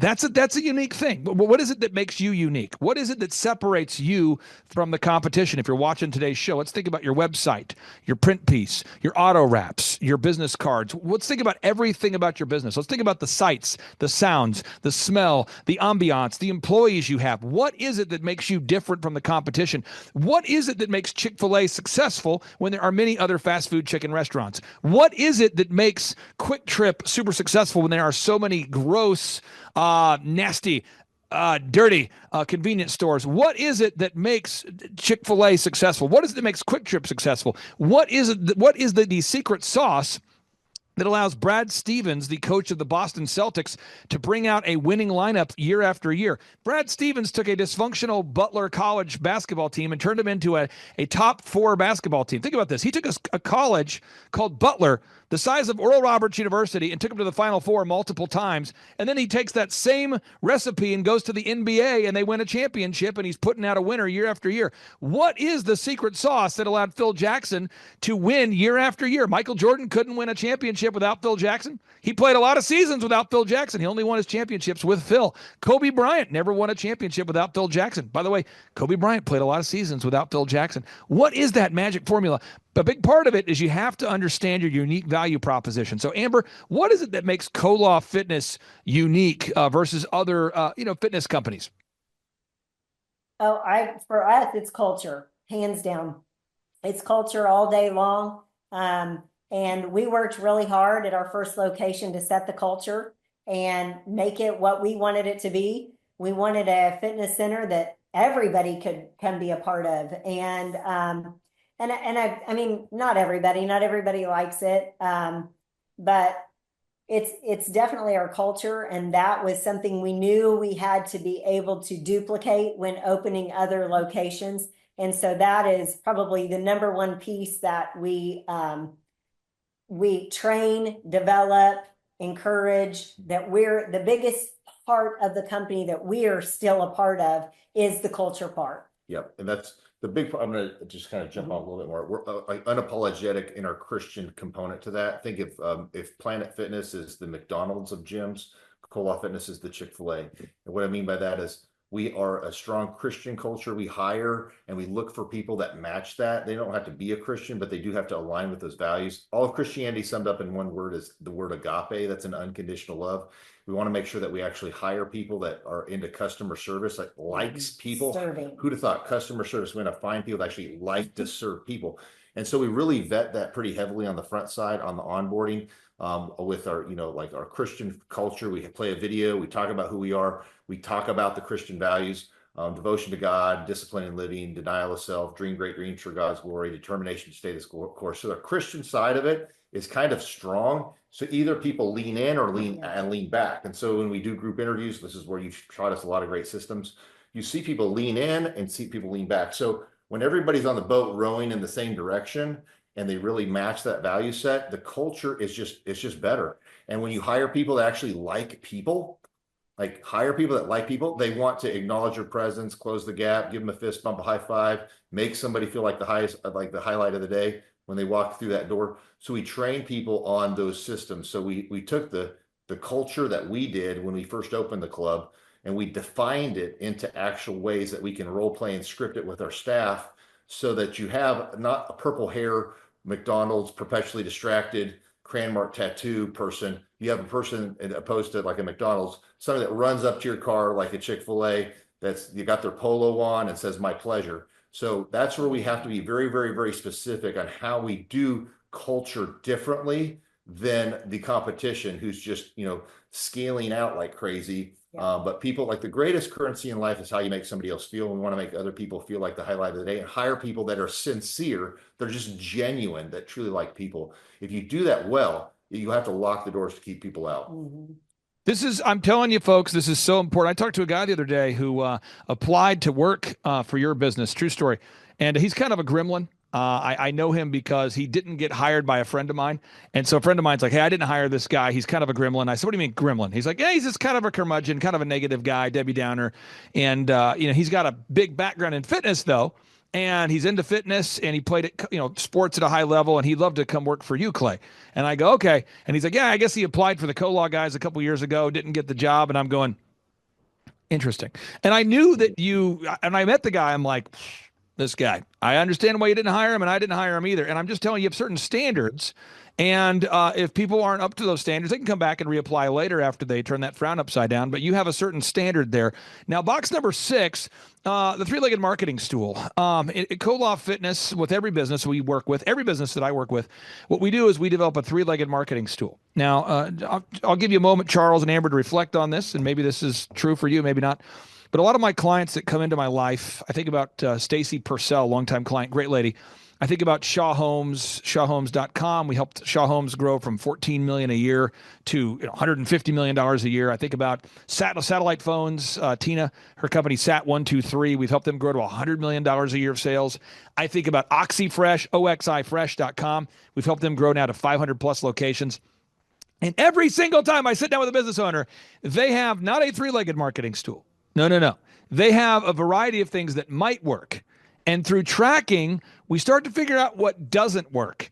And so with Stacy Purcell, with her wonderful business, we found out that LinkedIn didn't work 100% of the time, thus saving her $8,000 a month by turning it off. I just had a client this week, true story, we found he was spending $4,000 a week on YouTube ads, Instagram ads, and TikTok ads. Got a lot of clicks, got a lot of views, no leads.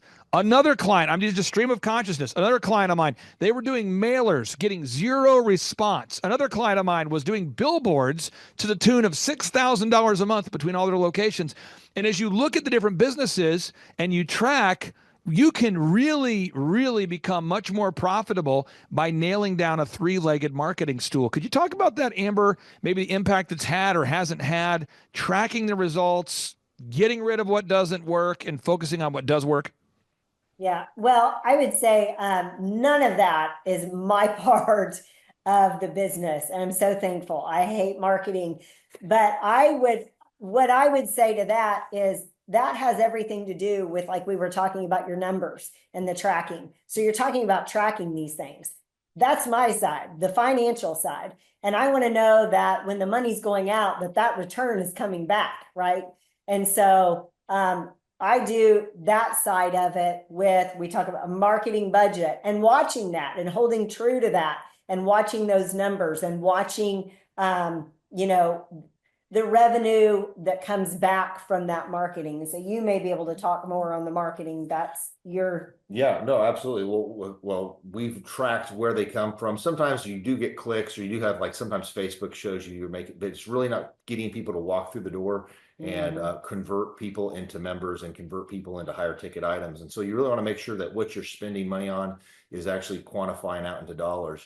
And so Clay's really been good with us to track that. We've done that for years. And so we can really kind of see in our industry, we market, in a 5-mile radius, really heavy. That's kind of our ideal and likely buyers within that 5-mile radius or a 12-minute drive time. We target those. We see what marketing works best. And a lot of times it's the same proven stuff that Clay teaches with a lot of his clients, is really seeing to making sure that you're dominating on certain platforms. And I can go into that. But the whole point is Clay has done it in every industry. And when we follow the system, track it correctly, we can monetize our marketing dollars a whole lot better.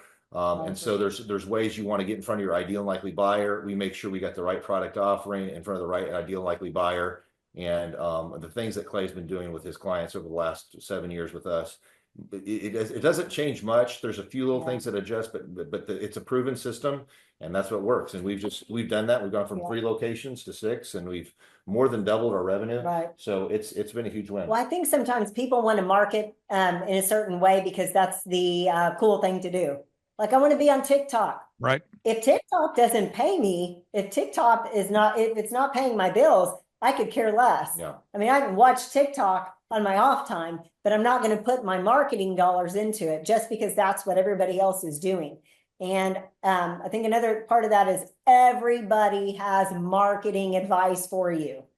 Everybody thinks they're some marketing guru, because they see ads. And I don't think that's true either. Now, I'm going to ask you this, Charles, and I'm not ready for your answer yet. I got to mentally prepare myself for this, but you do not have the ability to not be honest here. Okay. So a guy called me here today and I thought, man, I'm going to send this to him right away. Okay. Guy reaches out to me.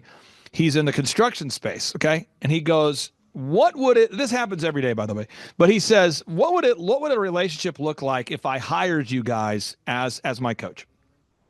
If I hired you, Clay, and your team, what does that look like? And I said, well, we charge you $1,700 a month. So it's less money than hiring a minimum wage employee. That's what it is. We have a weekly meeting and we follow a proven system. And anyway, and I said, there's accountability. There's kind of 3 parts to it. One is we have a team that helps you get your photography, your video, your web, your search engine done for you, all those things. The second is we provide coaching down a proven path. And then the third is we have workshops every couple months so you can kind of get a tune up. And I said, Mr. Client, Mr. Potential Client who I've known forever, I said, Clay Stairs describes me as the ass man. And he's like, the ass man? Ooh. And I said, yeah, Clay Stairs, longtime client of mine. He's been a client of mine for like 15 years. He literally tells people that I'm his ass man. And they go, what? Right. He goes, Clay has helped me grow my company, claystairs.com. He's helped me get into political office. But he kind of is like an irritant who follows up on the same things every week until they get done. So I wanted to ask you, Charles, how would you describe what the coaching relationship looks like for somebody out there that's saying, what is it like to work with, specifically me and my team? Well, to shoot you straight, I mean, Clay's highest desire isn't always your comfort in that coaching. His highest desire is your continued development, that you do hit your goals for financial. And a good coach, think of a good coach. A good coach tells you what you need to hear because he doesn't just care about the comfort in the room or the comfort of the conversation. He cares about your character development, your personal development to becoming the better leader. And if you want to run a great company, you have to be a great leader. You have to be the avatar. You have to be the great person. And Clay has really pushed that in me. And for me, like I thought I've always needed that. And I was just like, okay, Charles, stay humble, stay coachable. And that's the biggest thing is most business owners, they don't have the ability to keep a humble, coachable heart and be willing to grow. When you work with somebody that has a proven system, they've worked in every industry, they've got a team of videographers, graphic designers, web developers, people that will help you build the back end of your business correctly, the proven systems of continuous hiring, of staff team, like group hiring, that you always have staff ready to go. If somebody in the bullpen, so I'll take it. You always have continuous training staff. You're never held hostage because there's somebody that doesn't know a skill set. You can always replace somebody. Because if you don't create a system, you're going to be a limited resource. And Clay creates the systems, helps you with document creation, file organization, and make sure you got that stuff so you have a proven template. It's really more like a franchisable prototype that you can handle the lowest skill set. So great people are great, but Clay's been really good at shooting me straight. If you have a humble, coachable heart and you're willing to grow and you take 2 or 3 action items every week, next thing you know, 50 weeks, 52 weeks in a year, you've got a bunch of systems. You got a way better website. You got checklist workflows. You got staff following systems. You got backup for each position. Because if you don't have people in the bullpen, you're going to be held hostage. And so you want to make sure that you got the right systems, checklist, and personnel ready to go.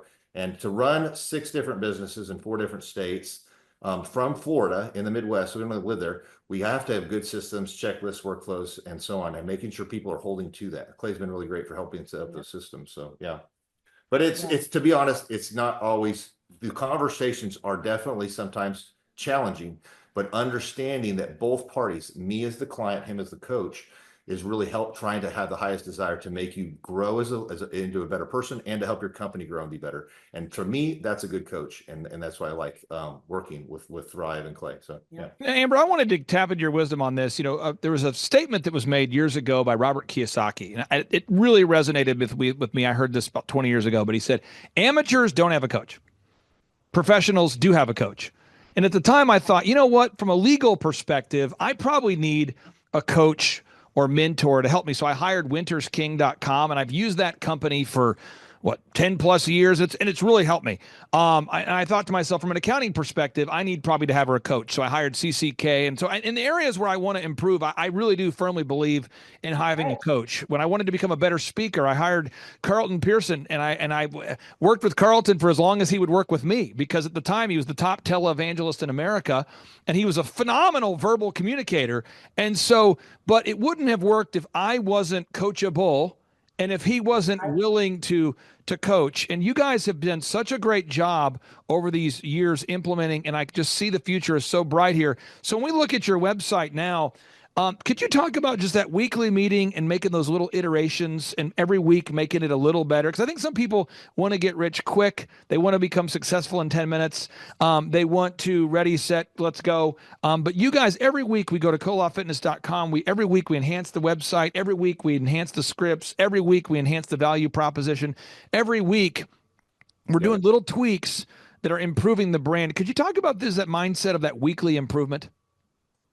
Yeah, absolutely. Well, your numbers, you have to have good feedback tools, some key performance KPIs or key performance things you look at for sales over cancellations and how much dollars you're spending on marketing. When we track that on a regular basis, we can see that we're doing well or not doing well. We make pivots. We get coaching feedback from you on best practices. And one thing is that you've not just worked in our industry, but lots of industries. And having a team of people, a team of coaches that say, hey, this is what's working, this is what's working, it's super valuable. Mm-hmm. And so, like I mean, I got an MBA in school, but I'm telling you, like, it's real life is so much more important, and having good people that have good feelers. It's like you're only as good as your team, and Clay brings a whole team to your team. And anyways, we have a weekly meeting. Our weekly meeting, we look at like, what are the key things that impact us? It's going to be signups over cancels. What are those signups? Which ones upgraded to higher tier options, whether that's higher tier membership options, or whether that's tiering up into higher services like fitness coaching, like one-on-one coaching, or fitness training, or nutrition coaching, or group training. But getting people into those things and understanding the scripts, how to role play that over and over again, making sure your staff understands how to communicate effectively with the customer, role play until that socially awkward, young person can totally get it, and they understand how to do it, until the critical thinking phase has gone away. They know how to do it. Now you got staff that knows how to communicate well, how to show the product offering, benefits over cost, and then show them that, hey, if you don't do it, this is what won't happen. And you want to show them that you're going to really change their lives and save their life, add years to their life, quality to your years by changing new habits. And when people see that value, you've got the right staff articulating it, you close a lot of deals, you upgrade things, and you change a lot of lives. Well, one thing, Clay, I think with the coaching is it's been beneficial. It's kind of like you're our blind side or a blind spot coach. This is what we've created. There's a lot of emotions attached to it. It's what we love. It's what feeds our family. And so we can become very emotionally charged. And I think you're super helpful to kind of bring us back in and go, hey, like, so you kind of keep us focused, separating the emotions from it. And I've heard a lot of people say to you, or, in conversations we'll have, and they'll say, yeah, but you don't understand landscaping. It's not about understanding landscaping. We don't talk fitness every week when we meet. But it's about, it's about business, and it's about where we're going, and you really help keep us on track. There's that accountability, like you talked about. You guys are just super valuable. Your set of eyes is super valuable. Yeah. I'll just say this. I mean, kolofitness.com. If you're looking for a career, folks, I'm telling you, check out kolofitness.com. Now, point number 7, sales conversion. We have to have scripts, recorded calls, one sheets, lead trackers. What We need to have sales scripts, recorded calls, all the visuals in the store. We call that internal marketing. There's external marketing, marketing to your ideal and likely buyers, but internal marketing, letting your current gym members know that you offer personal training or group fitness. Box number 8, you have to have a sustainable customer acquisition cost. What? You have to know, what does it cost you to land a new customer? Box number 9, you've got to create repeatable systems. When you clean the bathrooms every day, when you clean the showers every day, when you clean the locker rooms every day, when you clean the equipment every day, when you clean all these things multiple times a day, when you change the light bulbs every day, when you have to maintain the fitness equipment every day, when you have to hire people every day, you have to build repeatable systems or your head will explode. You got to have checklists and processes. Box number 11, you have to manage people. Manage people. What? This just in. We have to manage people. We got to hire people, manage people. How do you hire, inspire, train, retain? We have to do it. Box number 11, you have to build a sustainable schedule. What is the schedule that your company will keep? What hours will you be open? What kind of shifts do you have? What kind of org chart? Who's in charge? Who isn't? How do you deal with somebody that doesn't want to follow the systems? Because this just in, a customer will fire you if you won't fire your bad employees. In box number 12, you got to have a high standard with the A players, the B players. You got to coach up the B players to become A players. You got to coach those A players to become future leaders. You got to coach the C players out into another job or to the local bus station. You got to get them out of your life or they will ruin your business. And then box number 13, you got to make sure you're making money. It's not about how much money you make. It's about how much money you keep. Box number 14, you have to sit down every day and say, what does God want me to do? If every day is a gift, what does God want me to do? If every day is a gift from God, what does God want me to do with my faith, my family, my finances, my fitness, my friendship, my fun, my focused time? What does God want me to do with this day? That's all these things we have to think about there. And I'm telling you, folks, everything we're talking about on today's show, it wouldn't matter if Kolaw Fitness was not obsessed with wowing the customers. Charles Kolaw and Amber Kolaw are obsessed with helping you take your fitness to the next level. If you're out there today and you are in Joplin, Missouri, you're in Texas, you are in all the different markets they're in, go to kolawfitness.com. You can see the markets they're in. I'm telling you, these guys are obsessed with wowing customers. So I'll go to you, Amber, then I'll go to you, Charles.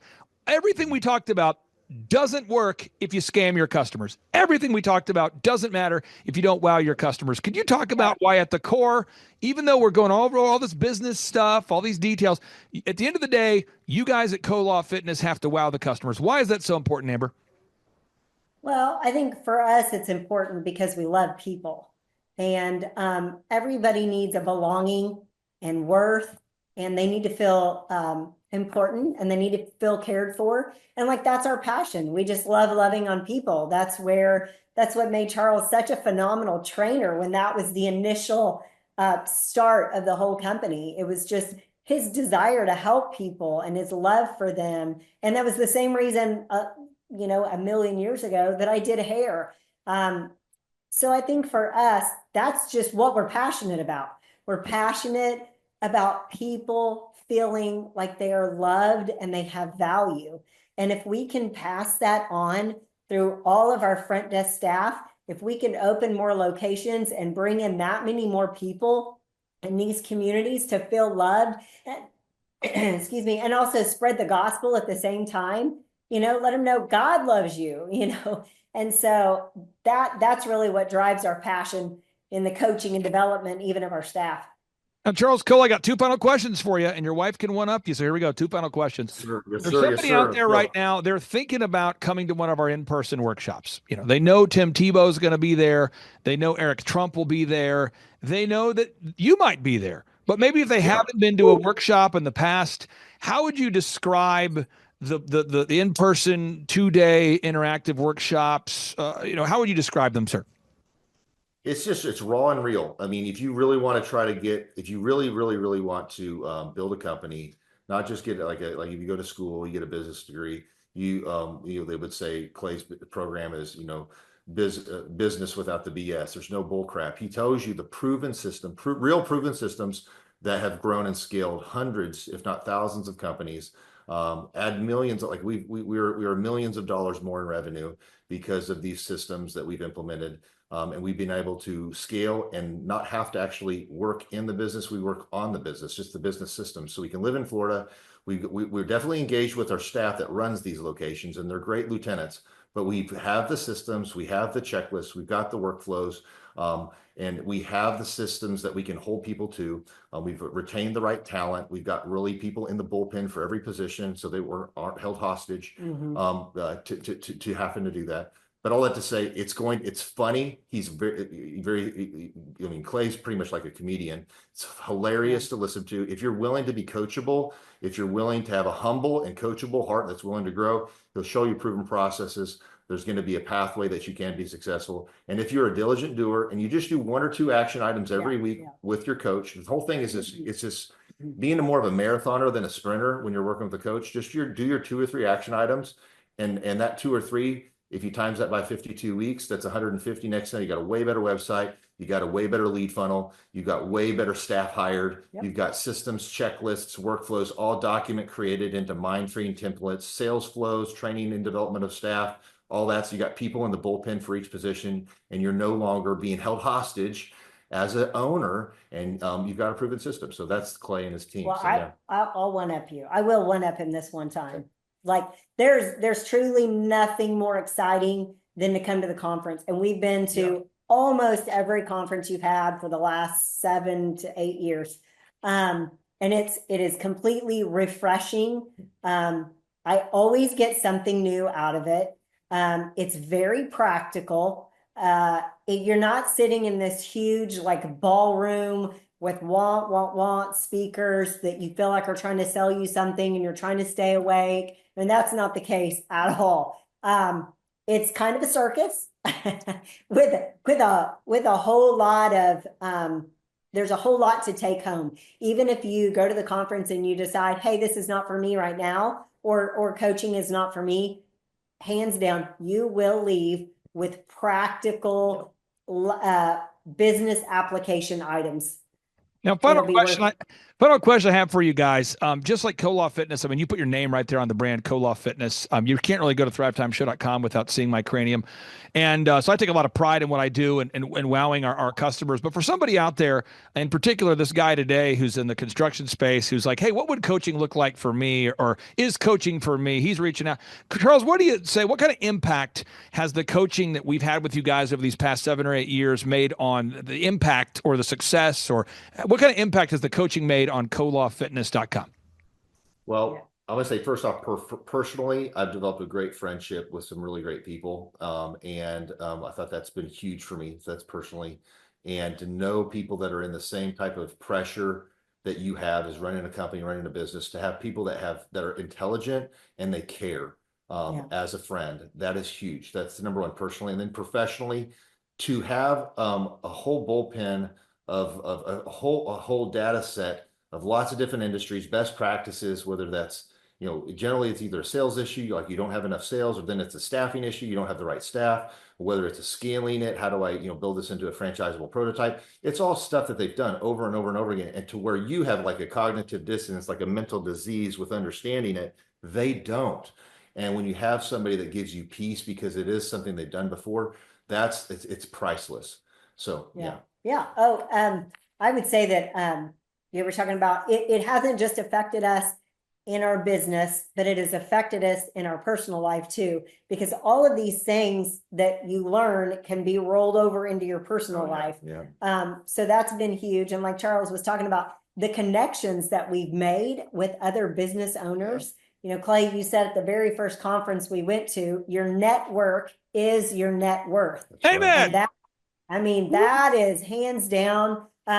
If you're hanging out with the old friends that have unsuccessful businesses, and you're hanging out with the old people who are complaining about having to work an 8-hour day, if you're spending your time with them and, it's just going to break the bank to go to Chili's for dinner, that you're going to stay there. You're going to stay in that influence of people. And every conference we meet new people, and we've got some of the most awesome friends that own businesses across the country, from the cheesecake store to a pizza shop, right? To dog training, to we've got some of our friends that live in cities that we have gyms and they're members at our clubs. And it's just it's so powerful. It gives us a whole community to bounce ideas off of and get encouragement from. Charles, from an ROI perspective, if someone's going to look at it and go, return on investment, I pay you $1,700 a month. Will I make more money than I'm paying you? How would you maybe tackle, or how would you respond to what kind of return on investment have you seen for the $1,700 a month you're paying? Well, for example, Clay has got, there's no better business coach in the world that has the way he works, the way his mind works, but he's also got a team of other business coaches that have worked in lots of different industries. So he's worked in every industry. His staff has worked in every industry. He's got videographers, web designers. I mean, just for the fact of like just the website alone is worth the $1,700. Just the ability to take any of their proven systems, whether that's a marketing thing or whether that's a staffing thing, like one thing done in the month it pays for itself. And then to understand this, there's a part of where, some week you may be like, well, you know what? I'm not getting a whole lot out of this call. But the bottom line is, it's like when you read the Bible, there's times you're just reading it and then you're like, you know what? And then you read it that one time and it's like, God really speaks to your heart. And the whole truth is, it's like, there's no way that you can get that kind of value for $1,700 to have a whole team of coaches, graphic designers, web developers, anybody that has that type of knowledge, in your back pocket. And then the whole thing is run your business with being somewhat conservative. Make sure you don't run it to the edge all the time. But by doing that, you have that skill set. You have those tools on your tool belt. Yep. And I just think it's just like the cost of doing business. Like just understand it. That's what I think there's sometimes the payment we make, I feel like, is peace of mind, even because there have been multiple times throughout the years that we will either be butting heads on something. We're super confused about something. We're fearful about something in the market's changed, and it's a quick call to Clay. And so that quick call to Clay, and he's outside the situation and he has other data points. I mean, we've had times that you got a quick response and you can tell us and direct us real quickly, and we're right off the phone. And there's other times you'll go, I'll call you right back. And Clay will jump in and he'll call his other contacts and get back with us. Sometimes it takes longer, but there are times when you feel that way, when you're like, is this worth it? I don't feel like we're doing much right now, or we're not growing. Inevitably something like that'll come up, and like, that's our peace of mind. Like you're like a crucial team player, Yeah. Well, it's an honor to serve you guys. And for everybody's watching right now, I encourage you, if you're looking for a career. Now, if you're looking for a job, don't fill out the form. But if you're looking for a career, go to colawfitness.com, because if you live in Joplin, Missouri, Charles, Dallas, Texas, Bartlesville, Oklahoma, Amber, we live in Topeka, Kansas. If you're out there, Arlington, if you're out there, go to colawfitness.com if you're looking for a career and not just a job. Thank you, too, for carving out time with your busy schedule. And I'm so glad to have you here today. Thanks, awesome. Clay. Thank you, Clay. Awesome. Clay, my honor to be on your show. And thank you for all you do. I hear the ripple effects from you are good ripple effects. You know what I mean? People rave about what they learned from you. So congratulations. Sean, guess what's happening June 5th and 6th right here in Tulsa, Jerusalem? We are probably going to have an amazing business conference here at Tulsa, Jerusalem. Yes, we're joined by Tim Tebow. Tim Tebow is going to be joining us right here at the Thrivetime Show World Headquarters, June 5th and 6th. He's a very successful football player, obviously a Heisman Award winner, but he's also a very successful entrepreneur. Now, when you work with real clients, Sean, clients you really work with to help them grow their companies, do you ever hear a business owner tell you that they didn't have time to get something done? Every day. How often is not having enough time a problem for business owners? All the time. It's like maybe 90% of the issues as people are trying to grow their company. Well, Tim Tebow is going to come join us here at the in-person Thrivetime Show 2-day interactive business workshop, and he's going to teach us time management and his approach to personal self-discipline and getting things done. Also at the workshop, I'll put up on the website so people can see it here.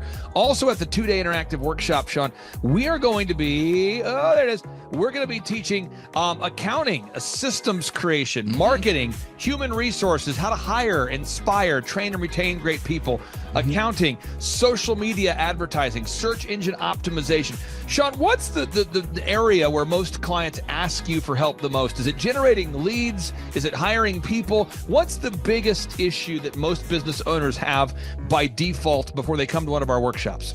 Well, I think it's management, because time is the most valuable resource for these business owners, and being able to manage their time is the first thing. Once they get that under control, then generally the numbers, being able to track their business and be able to make the best decisions based on numbers rather than emotions is a big area. And we teach all of this stuff at the business conference, particularly you, Clay. You love to hammer on time management. It's my favorite part of the conference. Now, I'm going to pull this up real quick here because we're going to go through. If you're not excited, I want to get you excited about what we're going to cover at the workshop here. Okay. All right. The 2-day interactive workshop. This is my 20th year hosting workshops. So I'm telling you, folks, we're in rare form here.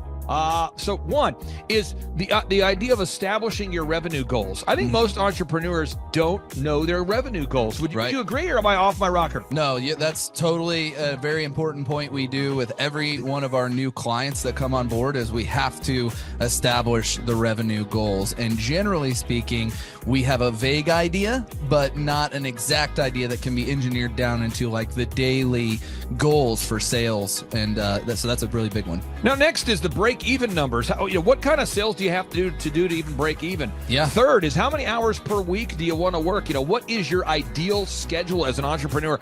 Box number 4, how do you stand out in the clutter of commerce? What makes your company unique from all the different businesses? In a world of brown cows, herds of brown cows, proverbial brown cows, the analogy of brown cows, how can you be the purple cow that stands out? How can you be the squeaky wheel that gets the oil?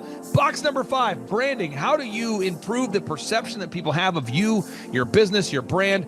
Box number 6, marketing, your 3-legged marketing stool. What is a turnkey way for you and your company to generate leads so you can succeed? Because if you don't have any leads, your business will bleed. If you can't sell, your business will go to hell. You've got to generate leads. Sean, how often do business owners by default tell you they have a hard time generating leads? It's almost all of the time. It's really a huge struggle. And many times they may be creating leads, but just through word of mouth. So they get to a point where we've implemented systems, and then they need to create more leads, but they've never had to do it. So there's a lot of different scenarios where business owners are like, how do you create leads? Something we hammer on at the conference a lot. Box number 7, create a sales conversion system. Again, box number 7, create a sales conversion system. Sales scripts, recorded calls, one sheets, pre-written emails, lead trackers, all of the sales tools, the sales print pieces, the one sheets, the big screens that you see inside the business. Whether you're a doctor, you're a dentist, you're a lawyer, you got to have sales systems in place. We help you with that. Box number 8, what does it cost you to get another customer? Step number 8, what does it cost you to actually acquire a customer? Step number 9, it's hard to build an organization if you're not organized. We're going to teach you how to create repeatable systems, processes, file organization. Box number 10, we're going to teach you how to manage people, real people on the planet Earth. This just in, we're going to teach you how to manage real people on the planet Earth. Box number 11, how to create a sustainable schedule that works for you and your family. Step number 12, how to create human resources systems for recruiting, hiring, training, and retaining great people. Box number 13, accounting. This just in, we have to cover accounting. It's not how much you make, it's how much you keep. We're going to cover all the accounting things you need to know. And step 14, finally, what is the point of even achieving success? We're going to go over what is the point of even achieving success, how to design a life that you're excited about, how to design a life where you carve out enough time for your faith, your family, your finance, your fitness, your friendship, your fun, and where you're going to spend your focused time. We're going to go through that, all this and more. Now, the workshop, Sean, it's June 5th and 6th. Yep. It's a 2-day interactive workshop. Yes. And tickets, we always do it. It's $250 or whatever price that someone can afford. Sean, why do we let people name their price? Why do we have scholarship tickets available if somebody can't afford the $250 general admission ticket? Well, we don't want anybody to miss out on it. You could be at a startup phase, or you could be, way along in your business, but we want to make it accessible for everybody. I think it actually goes back to a story of your dad, and it goes all the way back to how you've always done this as a business coach, trying to make sure that, your average people out there have access to the things that work. Now, 7 a.m. to 5, Sean, why do we go from 7 to 5 both days? I mean, it's 10 hours a day. 20 hours of training over 2 days. Why do we do 10 hours a day, Sean, of back-to-back workshops? We do a 30-minute teaching session. We do a 15-minute question and answer session, and then we take a break. 30 minutes of teaching, 15 minutes of question and answer, then we take a break. Why do we do that format, Sean? That format is so that we can keep people engaged and not just sitting there listening, but also getting involved. We really encourage people to ask questions, and that's really where the juiciness of the conference comes out, is you can put your personal situation and your questions on the board, and Clay will tee off and give you direct advice. Even without being in our coaching program, you can get direct coaching from Clay. It's really a very engaging format. I enjoy it a lot. Sean, final 60 seconds pop quiz here. What date is the conference? June 5th and 6th, 2025, this year. Question number 2, who's our keynote speaker coming to the conference there, Sean? Tim Tebow is our keynote speaker. Sean, question number 3, how much does it cost to come to our in-person 2-day interactive business workshop right here in Tulsa, Oklahoma? I think it's, did you say it's $250 or whatever you can afford? That's right, $250 or whatever you can afford. Sean, how do you spell Eric Trump backwards? P-M-U-R-T-C-I-R-E.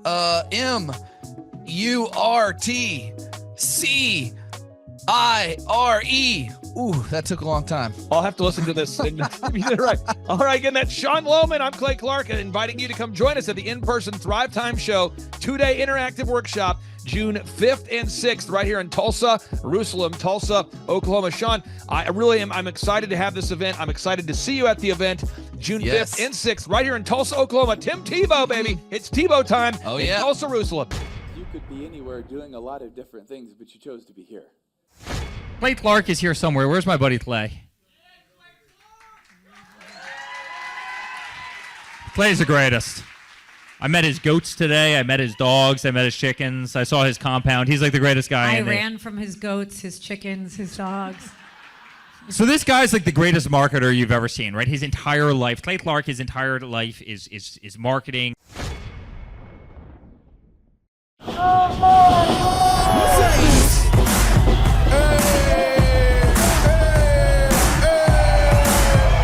Hey guys, Luke Erickson here with the Thrivetime Show. As you can see behind me, we've got all kinds of energy going on. People are starting to show up for the conference, and it is hot in this place. We got grill guns over here. We've got people playing the drums. We've got a fire breather, and man, people are so excited as they come in. The conference is kicked off. This house is packed. We've got Aaron Hansis with Sean Holmes up there. We've got Steve Currington with Total Ending Concepts up there talking about what is possible when you just implement, when you do the proven system. It's so exciting. People are going crazy. Guys, Luke Erickson with the Thrivetime Show here with you. It is day 2 and the energy is high. People are so excited to be showing up. The team is ready. Come on, let's see what it's like to go on in for day 2. Follow me.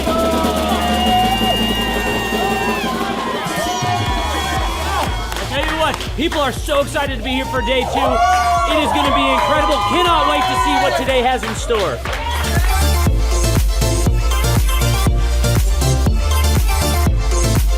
Right now, here at the conference, we've broken into groups going over search engine optimization. I know for most of us, myself included, if you hear that term, you go, what is that? What does that mean? That's too techie for me. Well, our experts are breaking it down for people so that you can clearly understand how to come up top in Google. It's doable. It's possible. Now we're in the middle of a break, and what we like to do is we like to give you as much tangible and relevant information from about the start of the hour for 45 minutes. Then we take approximately a 15-minute break to allow people to connect with other entrepreneurs around them, bathroom breaks, and also use this time to just really digest all of the good information that you're receiving the whole time. Right behind me, we've got Bob with his grill gun, melting an ice sculpture. It is awesome. The ice sculpture represents our life, right? It's here for a time, but we all need to have the sense of urgency to implement the things that we're learning so that we can make the most of the time that we have. I heard about it on the podcast. Started listening to the podcast, became a fan, and then figured out about the workshop. I own an insurance and financial services agency, and I was hoping to learn from the workshop systems and processes. I'm big on systems and processes and always learning better ways to run a business more efficiently. The atmosphere is second to none. It's a high energy, really cool atmosphere to be around, contagious, I would say. Just something every entrepreneur, I think, would appreciate and love. I'd say humorous, high energy, and full of substance, which I think is the key. A lot of business coaches or seminars maybe are high on motivation and making you feel good, but don't have a lot of substance that you can take back and implement, the following Monday, where his does. Man, there's a lot of valuable things. I'm gonna say, this is my second workshop. The first workshop I took back really the importance of a group interview. I used to spend hours and hours interviewing people, screening resumes, and that saving my time on that part is valuable. It was that and then the sales scripting that have been two major things just so far. Man, I think they're missing out on, expert advice from somebody who's been there, done that, built companies, has learned a lot of lessons. That's what I'm always looking for, is somebody that I can learn from that's ahead of where I am. And I think if you choose not to come, you're missing out on a lot of good advice that could help your business. Hi, I'm Aaron Antis with Shaw Homes. I first heard about Clay through a mortgage lender here in town who had told me what a great job he had been doing for them, and I actually noticed he was driving a Lamborghini all of a sudden, so I was willing to listen. In my career, I've sold a little over $800 million in real estate.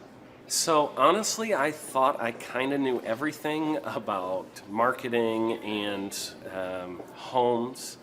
And then I met Clay, and my perception of what I knew and what I could do definitely changed. After doing $800 million in sales over a 15-year career, I really thought I knew what I was doing. I've been managing a large team of salespeople for the last 10 years here with Shaw Homes. And we've been a company that's been in business for 35 years. We've become one of the largest builders in the Tulsa area, and that was without Clay. So when I came to know Clay, I really thought, man, there's not much more I need to know, but I'm willing to listen. The interesting thing is our internet leads from our website has actually, in a 4-month period of time, has gone from somewhere around 10 to 15 leads in a month to 180 internet leads in a month. Just from the few things that he's shown us how to implement that I honestly probably never would have come up with on my own. So I got a lot of good things to say about the system that Clay put in place with us. And it's just been an incredible experience. I am very glad that we met and had the opportunity to work with Clay. So the interaction with the team and with Clay on a weekly basis is honestly very enlightening. One of the things that I love about Clay's perspective on things is that he doesn't come from my industry. He's not somebody who's in the home building industry. I've listened to all the experts in my field. Our company has paid for me to go to seminars, international builder shows, all kinds of places where I've had the opportunity to learn from the experts in my industry. But the thing that I found working with Clay is that he comes from such a broad spectrum of working with so many different types of businesses that he has a perspective that's difficult for me to gain because I get so entrenched in what I do, I'm not paying attention to what other leading industry experts are doing. And Clay really brings that perspective for me. It is very valuable time every week when I get that hour with him. From my perspective, the reason that any business owner who's thinking about hooking up with Thrive needs to definitely consider it is because the results that we've gotten in a very short period of time are honestly monumental. It has really exceeded my wildest expectation of what he might be able to do. I came in skeptical because I'm very pragmatic, and as I've gone through the process over just a few months, I've realized it's probably one of the best moves we've ever made. I think a lot of people probably feel like they don't need a business or marketing consultant because they maybe are a little bit prideful and like to think they know everything. I know that's how I felt coming in. I mean, we're a big company that's definitely one of the largest in town. And so we kind of felt like we knew what we were doing. And I think for a lot of people, they let their ego get in the way of listening to somebody that might have a better or different perspective than theirs. I would just really encourage you, if you're thinking about working with Clay, I mean, the thing is, it's month to month. Go give it a try and see what happens. I think in the 35-year history of Shaw Homes, this is probably the best thing that's happened to us. And I know if you give them a shot, I think you'll feel the same way. I know for me, the thing I would have missed out on if I didn't work with Clay is I would have missed out on literally an 1,800% increase in our internet leads, going from 10 a month to 180 a month. That would have been a huge financial decision to just decide not to give it a shot. I would absolutely recommend Clay Clark to anybody who's thinking about working with somebody in marketing. I would skip over anybody else you were thinking about, and I would go straight to Clay and his team. I guarantee you're not going to regret it, because we sure haven't.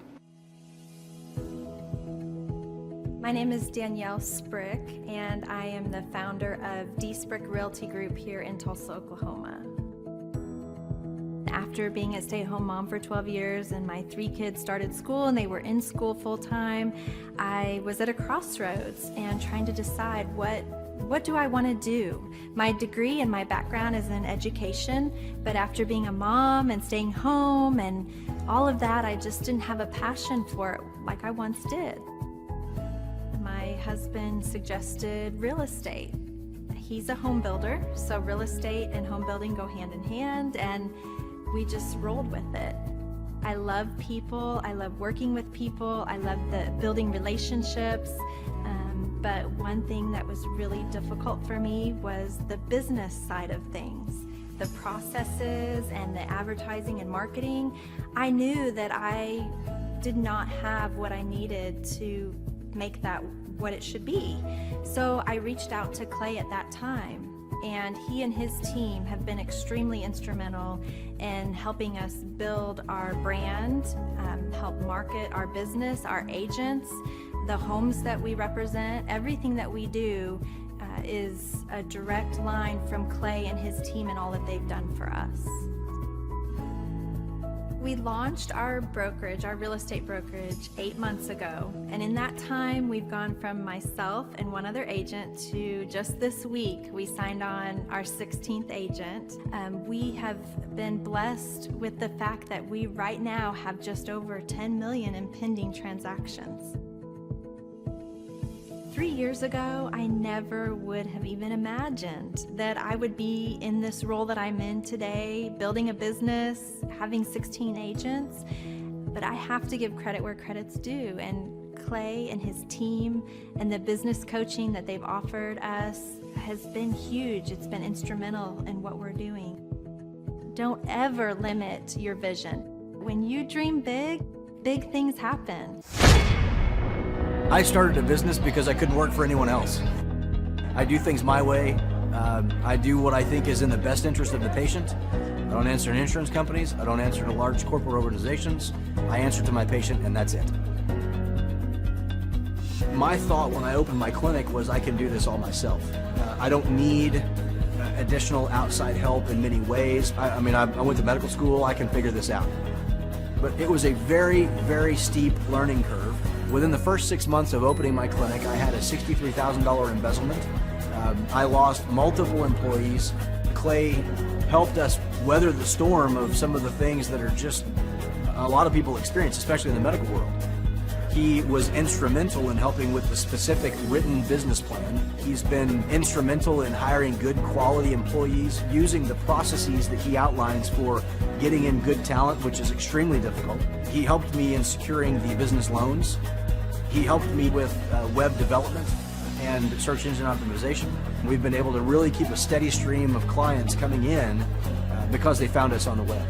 With everything that I encountered, everything that I experienced, I quickly learned it is worth every penny to have someone in your team that can walk you through and even avoid some of the pitfalls that are almost invariable in starting your own business. I'm Dr. Chad Edwards, and I own Revolution Health and Wellness Clinic. Clay, my honor to be on your show, and thank you for all you do. I hear the ripple effects from you are good ripple effects. You know what I mean? People rave about what they learned from you, so congratulations.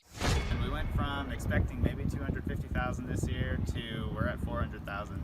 Hi, I'm Kelsey with K&D's Woodruff Finishing, business owner at 23.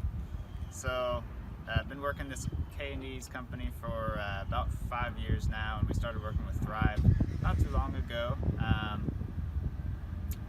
And we went from expecting maybe 250,000 this year to we're at 400,000. That's what we're going to hit or exceed. So we're pretty excited about that. It's been pretty much just listening to what they have to say. Their hiring process has just really been incredible as far as finding good quality help, and the just the accountability of meeting up with them weekly, and like such good insight, the resources that they have for specific business questions. It's all been really incredible. It's been a great experience, so I would recommend it to anybody. What I've seen from Clay and his group at Thrive is they'll give you a simple system, and it's the simple systems are the ones that people can wrap their brain around. They're the ones that people can work with on a day-to-day basis. Hi there, my name is Stephanie Pipkin. I am 24 years old and I own Black River Falls Cleaning Services. We opened in April of 2019 and it is now mid-June of 2020. So I wanted to talk today about the success and growth I have achieved by implementing the Proven Path with Clay Clark's team and my business coach Luke from Thrivetime. It has been insane to say the least. I started working with them in mid-February of this year, so we're about 4 months in of working together, and it has completely transformed my business in pretty much every facet. So I'm gonna check my notes here. So in 4 months, my leads have tripled. I was getting probably like 2 leads a week. Now I'm getting more in the like 10 to 15 leads a week. I have doubled my number of employees. I'm now hitting the highest revenue weeks in the history of the company, week to week it seems like. We went from about 6 appointments today as our highest in February to now 14 to 15 appointments a day. And hiring quality employees has become much simpler and less stressful by using their systems for hiring. I typically only get maybe 2 complaints a month, if that, and everybody shows up to work. I just have really high quality employees now, especially in something people typically consider a high turnover type of work, you know, cleaning houses, cleaning businesses.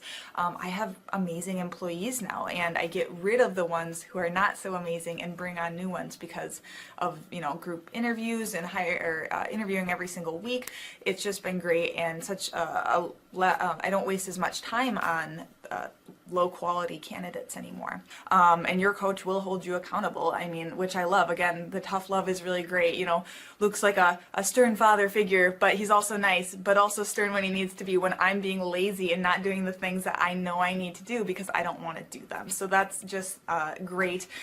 Worth every penny. I mean, I'd pay him $1 million a month if I can, and maybe someday I'll be able to, but I would just say go for it. If it seems like a good fit, just go for it. Do what they say, even if you think it's stupid or ridiculous, just do what they say because it'll work. You know, people, when they look at my business, you know, people in my town, they think I'm lucky. They think I'm just, you know, things just happen for me. And, you know, maybe I am lucky, but it has a lot to do with hard work and, you know, perseverance and, you know, working till you cry sometimes. That's just being an entrepreneur, which if you're a business owner, you understand that. But it's having these systems in place of, you know, of course I'm going to be successful. It's an absolute because I have all this stuff in the background happening, and I have Luke and Clay and everybody on their team working really hard to make sure that I'm a success. And I can tell that they are just so excited every single week when I'm having all these wins and things like that. They're so excited for me. So it's the best thing ever, and I would suggest to anybody to work with them. So sorry for the long-winded reply, but I just had so much to say, and I could go on for hours probably about how amazing they are. But thank you to Clay and Luke and the entire team there, everything you guys have done for me, and I am so excited to continue to work with you for years to come. Thanks so much for watching. My saying is, if it's important to you, hire a coach. And I think that's one of the reasons people are not successful is they eat a cheeseburger instead of hiring a coach, you know what I mean? And so my coach pushes me. They're younger than me. They push harder. They're trained. And as my rich dad always said, amateurs don't have a coach, but professionals always have coaches. So I've always had coaches for whatever is important. My rich dad was one of those persons. You're on it, man. You're on it. You're on it. Everybody listen to this guy. He knows what he's talking about. You have the macro picture. Very few people have that point of view. Clay, you're an entrepreneur. I'm an entrepreneur. And as they say in Stoic, the obstacle is the way. And so if you let these pinheads get in your way, you're in trouble.